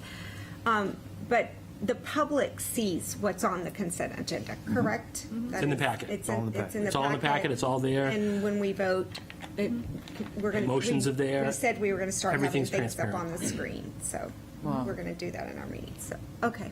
Thank you. I'm ready for a vote, please. Okay. Move the. What do you say? question. Move the question. I can't even Move think. the question. Okay, Yeah, all move those the in favor question. of Rule 30? Any opposed? 2 opposed. So passes 4-2. Okay. Okay.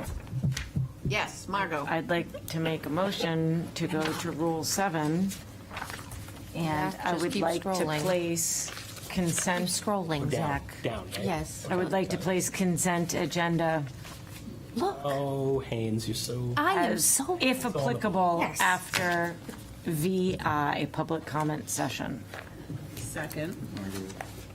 Okay, does And I everybody can have write that? that Number down. 7? Okay. So, Margot made the motion. Number- Do we have a second? One more time, sorry. Wait. hold on, I'm writing it down Writing and it taking down. the Thank you. necessary time. Thank you. And consent. Right there.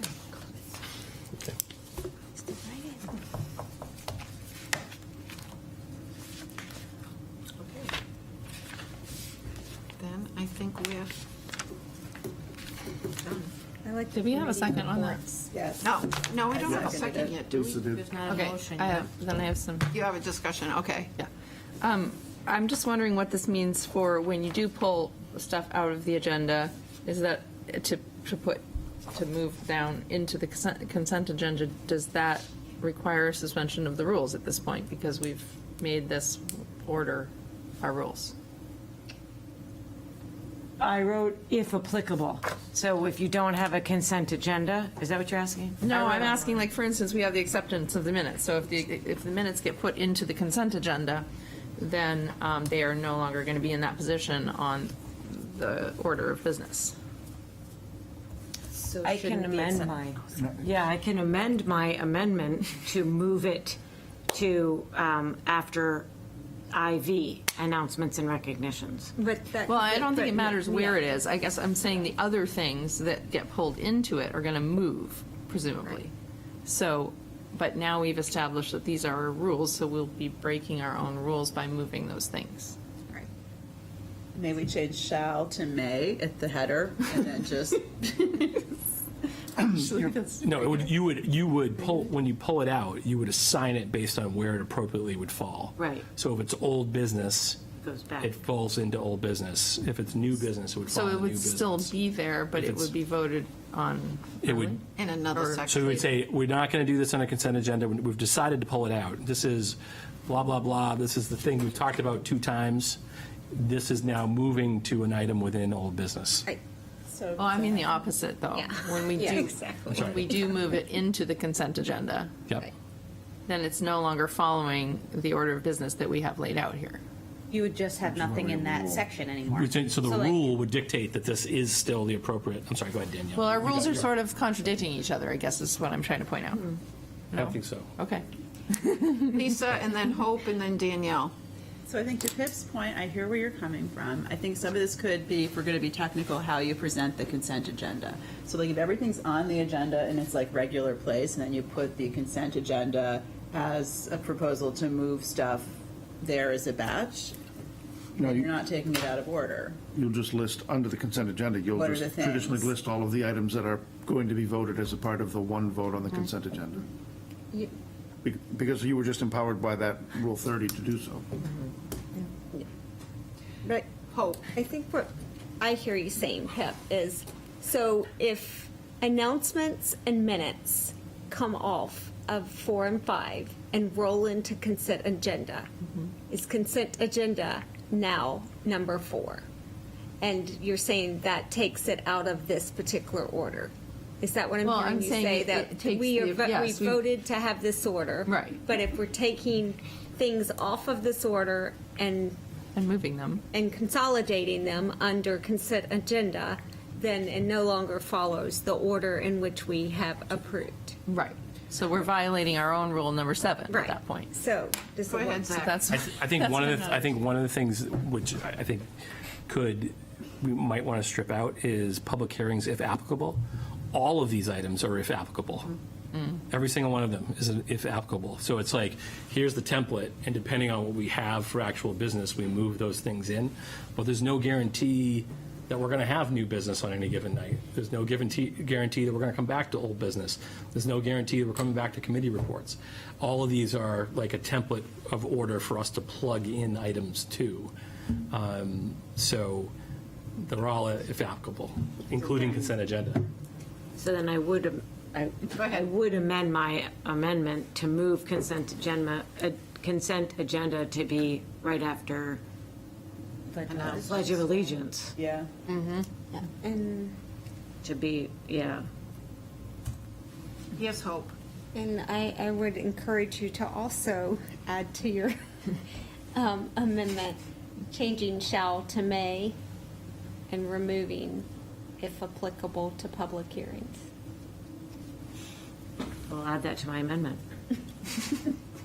Thank Consent you. agenda, for if summarizing for applicable, me. if applicable, correct? Yes, we don't need that. And changing shall to may.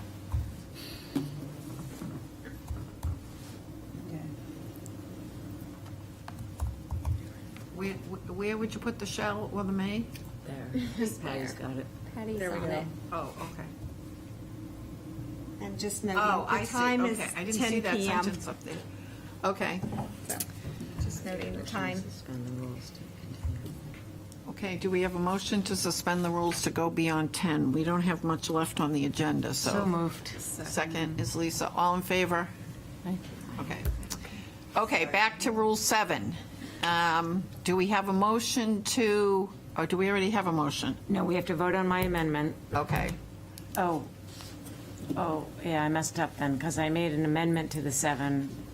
It's a motion. It's a motion, right. I did make a motion, you're right. You made the motion to fix 7. That's right, thank you. Once in a while, I get it. Change it. Who's the second? It was Lisa. Lisa agrees, correct? Okay. All those in favor? Wait, for what? We're going to just, For this, voting on the 7. amendment to 7. Any opposed? Okay. Now we vote on the original motion.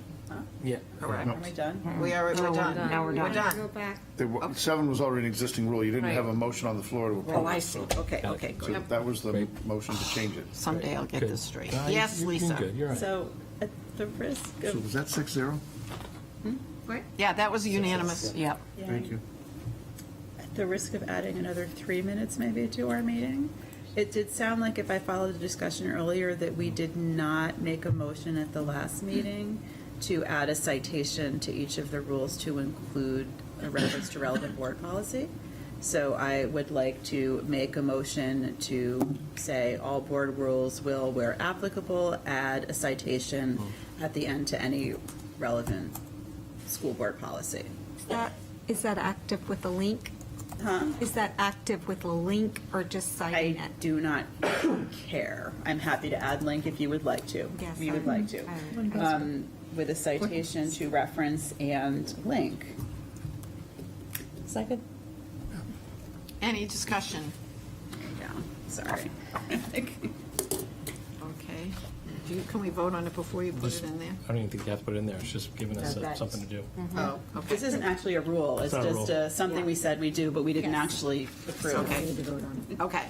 We don't need to vote on it. No, we do. Oh, we We do? do. Okay. All those in favor? Any opposed? Got it. Are you okay? Understand what it is. Just so you don't have all this stuff in red. So like where it says that this applies to a certain school board policy, all I'm asking is it like at the end of the rule, instead of all that garbage, we would just say this refers to Policy. state policy, BAA. JCID, and like Okay. link to it. That's a good, I think that's a I good don't think it idea. changes the rules, just simplifies the search for what we were talking about. Okay. Can we move on? We're almost done. Committee updates. Lisa, do you want to talk about the New Hampshire do school not. boards? Okay. But it was successful. You went, it was successful. Yeah. Okay. I would like to make an announcement for our redistricting subcommittee. I'm not saying that correctly. What is the name of the committee? Study committee. Study Committee. Brian French and Pip Clues are going to be our representatives to that committee, and Margot has agreed to provide initial guidance to that committee. So we thank, Oh, hold down. Yeah. we thank Margot, Pip, and Brian. Okay, any other committee updates? Okay, future agenda items? Yes. Can we just add the override the board, whatever we decided tonight was the supermajority? Can we please? Parliamentary inquiry. Yes. Oh, okay. Oh, no, Get that wasn't. updated. Yes, that was, yeah. We're going to add that to this list. To the, yes, motion during debate. I'm not sure who's, I'm asking to do this because Yeah. I don't know We who's got it. at this level. of Parliamentary inquiry. Thank you. Okay, do we need to vote on that? No, Okay. we already voted. It just Okay. needs It's to just be not on the added. list. Okay, we have to reopen the public comment. Do we have anybody here that would like Did to anybody? speak? I do. Yes. Can you give your name and I'm address? sorry, my name is Genevieve Beckstead-Muskie. I live at 9 Sherman Avenue. Regarding Rule 26, the removal of ordinance. Ordinance refers to an authoritative order, and it is also determined by municipality authority, such as smoking bans. I would like to recommend that you not remove ordinance from Rule number 6, because it takes a lot of regulations, ordinances, authorities that we should be abiding by. So that's my piece. Thank you. Yeah. Thank you, Genevieve. Okay, that concludes the public comment session. And do I have, we have a motion to adjourn. When is our next meeting? We're supposed to announce that before we adjourn. November 14th. 14th. Okay. Our next meeting is November 14th. Do we have a motion to adjourn? Second? Ann? Pip? All in favor? Great. Thank you, everyone. Thanks, gang. Nancy?